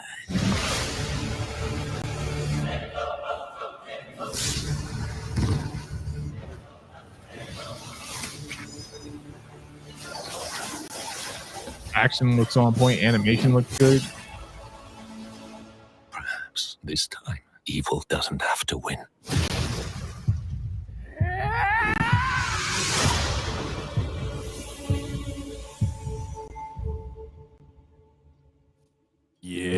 that? January 15th, right around the corner, man. Yeah. So Shaolin says, "Oh, I saw it." Okay, you did see it. Okay. And then he said, "I just didn't like it. It was a letdown for me." Yeah. What?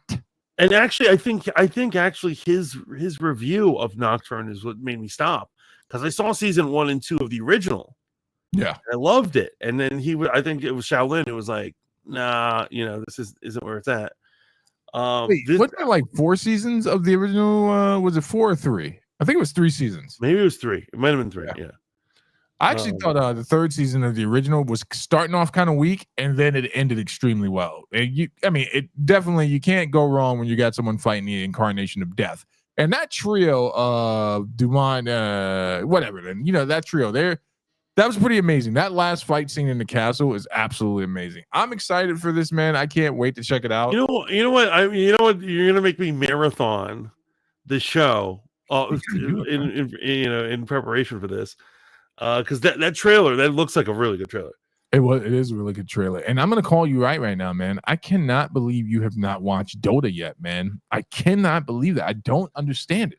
It's a time thing. It's an absolute time thing. And so you know how it is. If you weren't wasting so much time in your right-wing extremist conservative groups, you'd have more time for anything.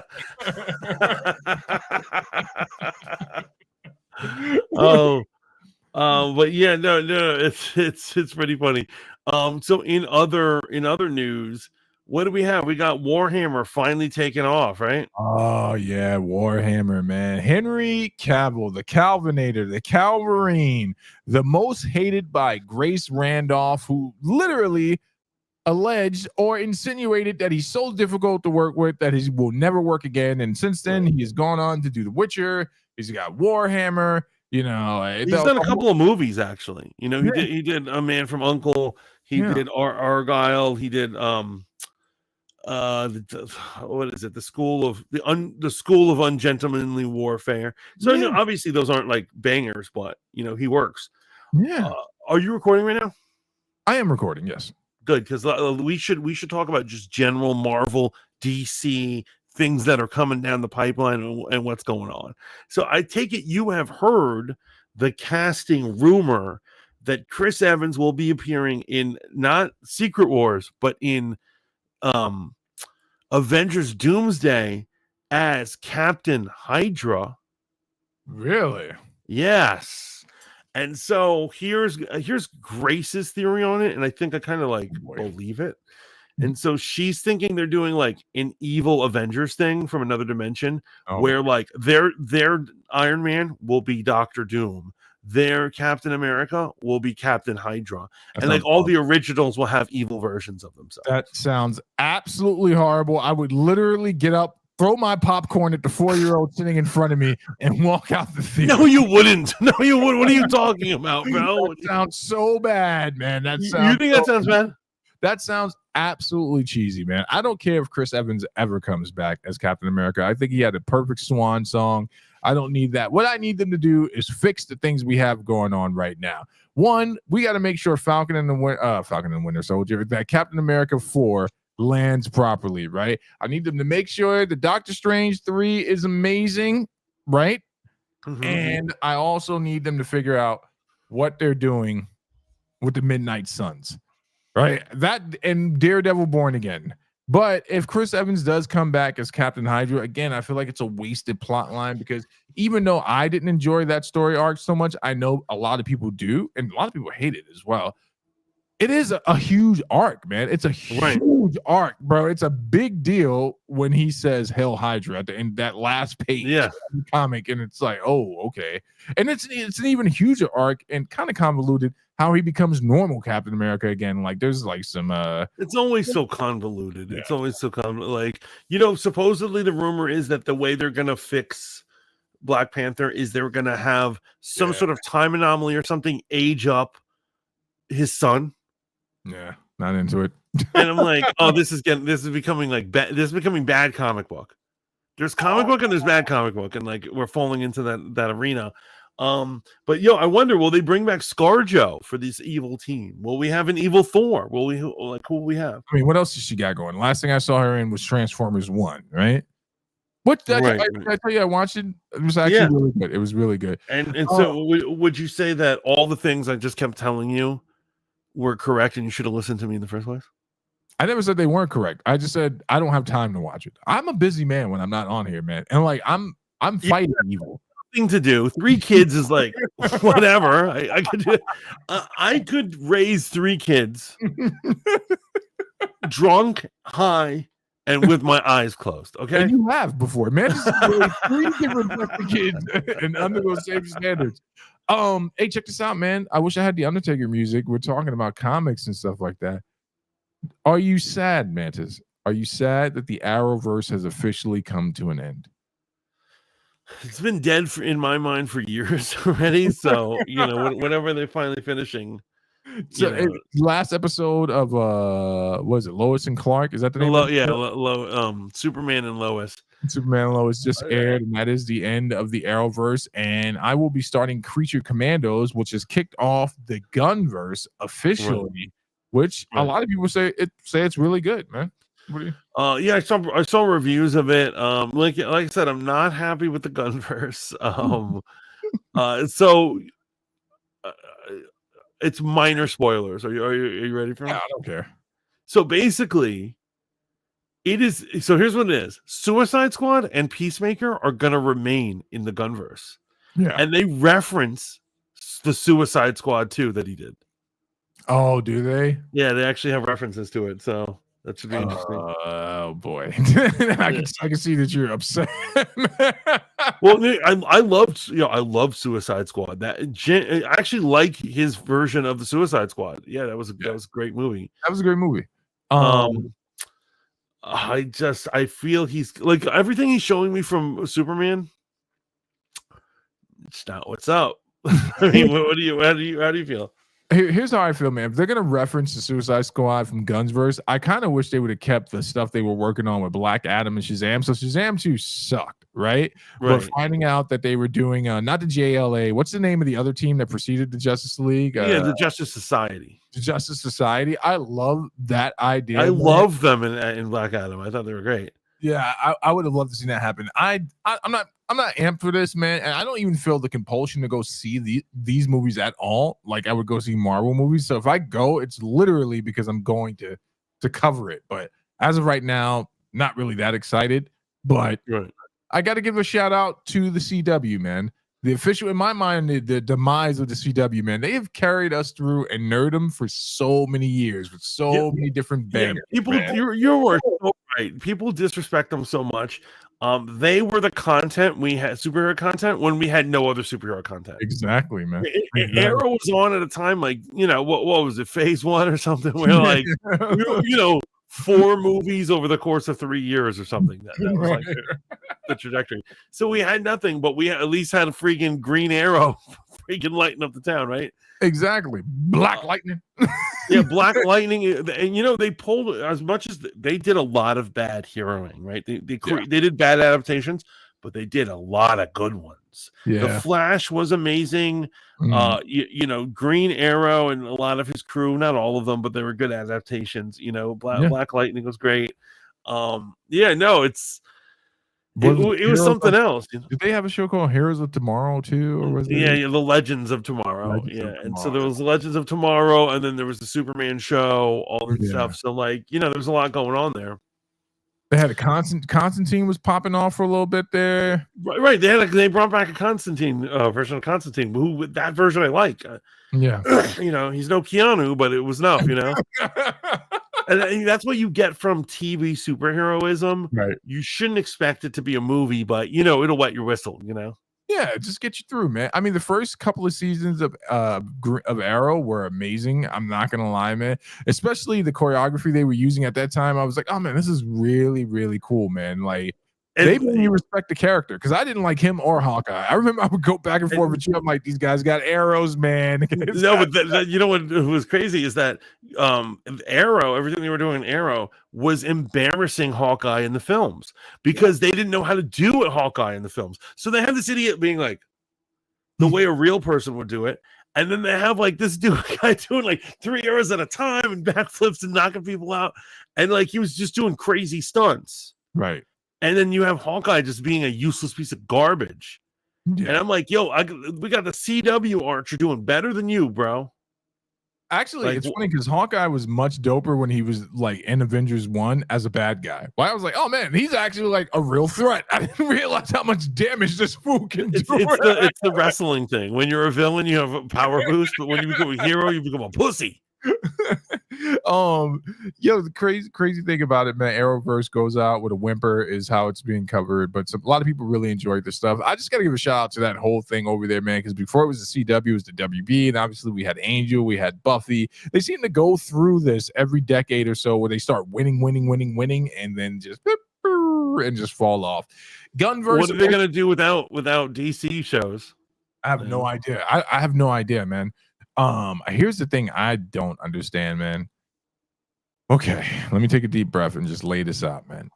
It seems as if to me, with the Superman movie that's coming out, James Gunn is not shoehorning, but he's starting everything off really big, right? It's going to be really big, a lot of cameos, and this is a guy who said he doesn't like cameo porn, but so far this movie seems to be packed with cameos. The Superman movie, it looks like it's a ton of cameos.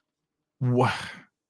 How much time do you think we have left with this whole comic movie property? Do you think they're going to have enough time to run this whole thing out, man? My prediction is that the James Gunn DC universe will be a huge contributor to the final destruction of comic book movies. Because it looks like they're doing it willy-nilly and without care, right? And so they're like, don't worry, you'll love Hawkgirl. You'll love the third string Green Lantern. You'll love, you'll love, whatever. They have these randos coming on. Here's what I'm saying. I like Mr. Terrific, right? But I'm a nerd. What will a normal person think of Mr. Terrific? It's great. A black dude who has a big T on his face. Like, come on, yo. Like, it's crazy, man. You brought up Hawkgirl, but I actually liked Hawkman in Black Adam. Shout out to Black Adam. That was amazing. That was a good movie. Yes. That's what I'm saying. They don't even have a Hawk man. They have Hawk Girl. It's like second string to Hawkman, who's not even a first string singer. This is one of the things this is why I like hate Eternals and I hate all these things. Is that I think they should stick to their main, like A and maybe B lister movies. And when they're giving a movie to some rando idiot who's like a D lister, I'm like, you're just what is it? IP mining. Right. And so like Agatha all along, I refuse to watch because that's IP mining. Agatha never had a comic book. She doesn't have a fan base. They're not adapting a comic. They're just taking her name and doing whatever the fuck they want with it. No, she has a comic. I'm saying in the actual real history of comic books, if she has one now that's contrived and that's helped to prop up her show. She's a young woman in the comic too now, man. After the right, but an actual real Agatha is an old bitch who couldn't sustain a comic. There's a whole story, like she dies, she comes back. I understand that modern comic books are there to be advertisements for the movies. Those aren't real comic books. Those are, pardon my French. I don't think you're understanding right. So she died, she came back, she was young, right? And okay.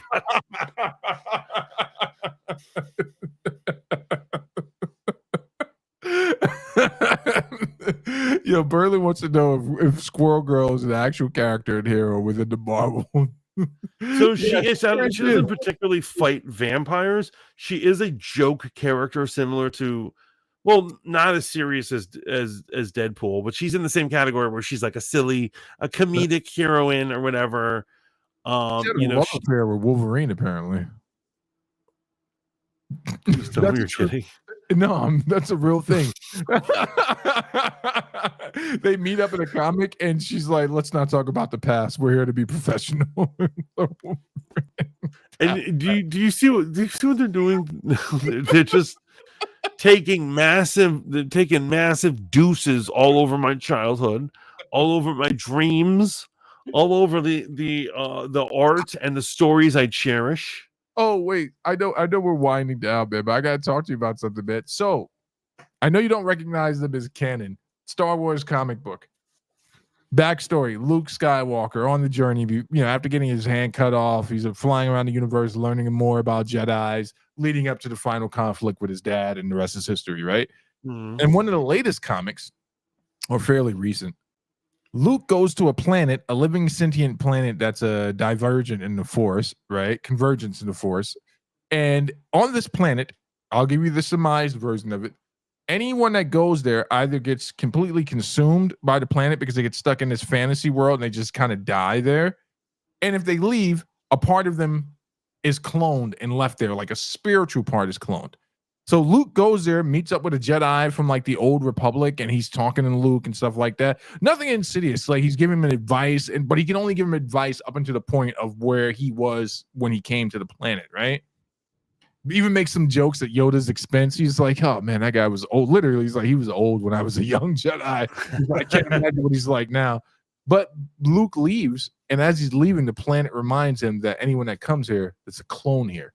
Now the comp gets cloned here, and the piece of their Force stays there. Now the commentator of this video made a huge point to say that this could have huge implications for new Star Wars, where there is a piece of Luke still alive in Star Wars. So can you imagine in a mainstream script explaining that in a way that normies can understand? These people went to the last three Star Wars movies, and then suddenly there's a young Luke Skywalker still doing stuff, and then they're like, well, where did he come from? He went to this planet where it spiritually clones you if you're there for too long, and the clone lived there, and he missed all the other stuff, and he wasn't there for blah, blah. That is nonsense. You people are sick. You're sick in the head. Jesus Christ. Yeah, just honestly, we need to burn down. I mean, figuratively, don't call the cops. DC, Marvel, and all this stuff. Burn their offices to the ground, and rebuild, start again, start comic books again. Well, I mean, hey man, we got Suicide Squad. I mean, the Thunderbolts coming out here pretty soon. I'm amped for that. I'm gonna go. Are you amped for that? I'm amped in the sense where I got to see what they're doing with this, man. It looks interesting at the very least, and it lends to me being able to fix the Eternals and a way to roll Blue Marvel in. Right? Like we all know Blue Marvel should have shown up in WandaVision. He should have been up on the slate now. It seems like when they do IP mining, they do it wrong. They're like, here's an obviously dope character. And Kevin Feige's like, I want nothing to do with that. Right. I want nothing to do with that. And so, bring me the Eternals. This is my problem. Like, look at Suicide Squad. I mean, Thunderbolts. This will be the second mainstream appearance of Red Guardian. Red Guardian is part of the MCU before Mr. Fantastic or Wolverine are. Yeah. That's insane. Or Blade. Or Blade, or any it's all insane, man, what they're doing. And so every time they suck off a third or fourth string character, they shit on a character in a level 1 or level 2 character who has not yet to appear. I would have thought it would have been dope to introduce Blue Marvel, slow pace the Eternals, have Blue Marvel be the guy to fight Icarus. How much better would that have made the Eternals? Like, hey man, we got like an Omega level threat. We need like someone that can deal with this. And it would be too many racial connotations, man. What do you mean? A black man and a white man fighting it out. Well, they would have just made him gay. They would have been like like we have a Superman, you have a Superman, we're gonna duke it out. This is some sort of white supremacist shit right there. Boom. Yeah, I get you. Bertlin says, like, who the heck is Jeff the Land Shark? He's been playing Marvel Rivals. Right. Have you played this game yet? Are you gonna get into it or not? Actually, he sent me like a trailer for it. It looks interesting. I don't know Jeff the Land Shark. No, that guy either. But I didn't know the Leaper also made a debut. Crossbow. Batroc the Leaper? Yeah, Batroc the Purple Leaper. costume? Yeah, I know that dude.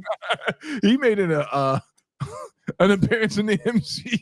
See, here's what I'm saying. He's fine. He's fine to adapt.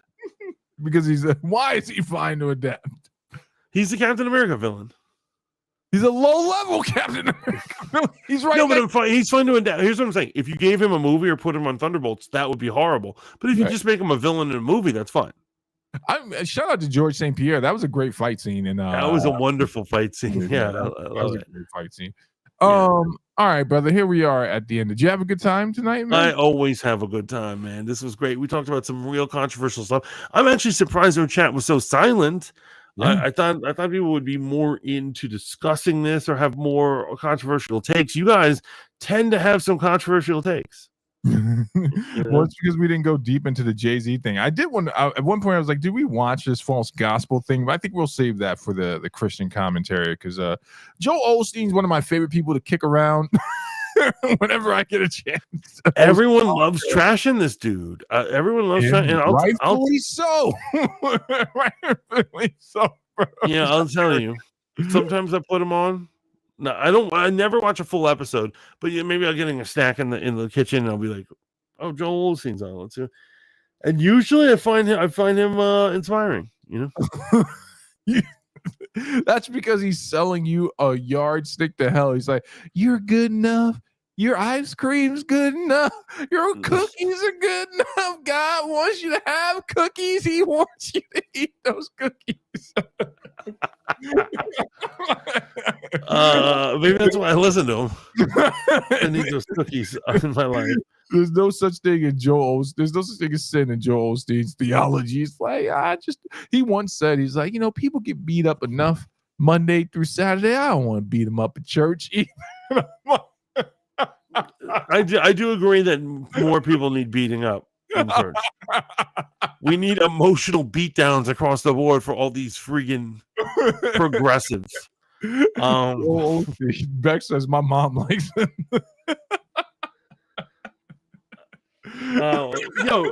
DT Dub says, what's his name? Joel Osteen. Osteen. Yeah, OST EEN. Is that? He wants this man of positive affirmation. When the flood happened down there, he was just like, "Oh no, we couldn't let the people in. It's a liability if they wouldn't let people sleep in the mega church."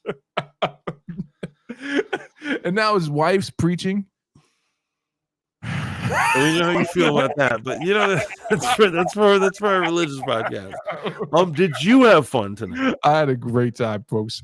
Thursday night, we got another episode of Mic Check coming up, man. We're gonna get into this whole Jay-Z thing. We're gonna see if anything's developed since then, anything concrete, and also we got to see what people are saying on the internet in regards, because people are drawing a contrast between the Jay-Z situation and the Drake situation, and why is Jay-Z allowed to sue for being accused of being a and Drake is not allowed to sue. And I would say those two things are entirely different, but it's worth talking about. So absolutely. I can't wait to check that out. But guys, please check it out. I am doing our Top Bops 40 countdown over on Riz Radio. That is Friday at 6 p.m. to 10 p.m. And then, of course, you're going to find us throughout the week on Fanboy Modeling School, of course, on Riz Radio, which you can find us at rizradio.com or the Live 36 app or wherever internet radio is found. Any final thoughts? None. Well, then we Audi 5000. Ooh. Ciao for now.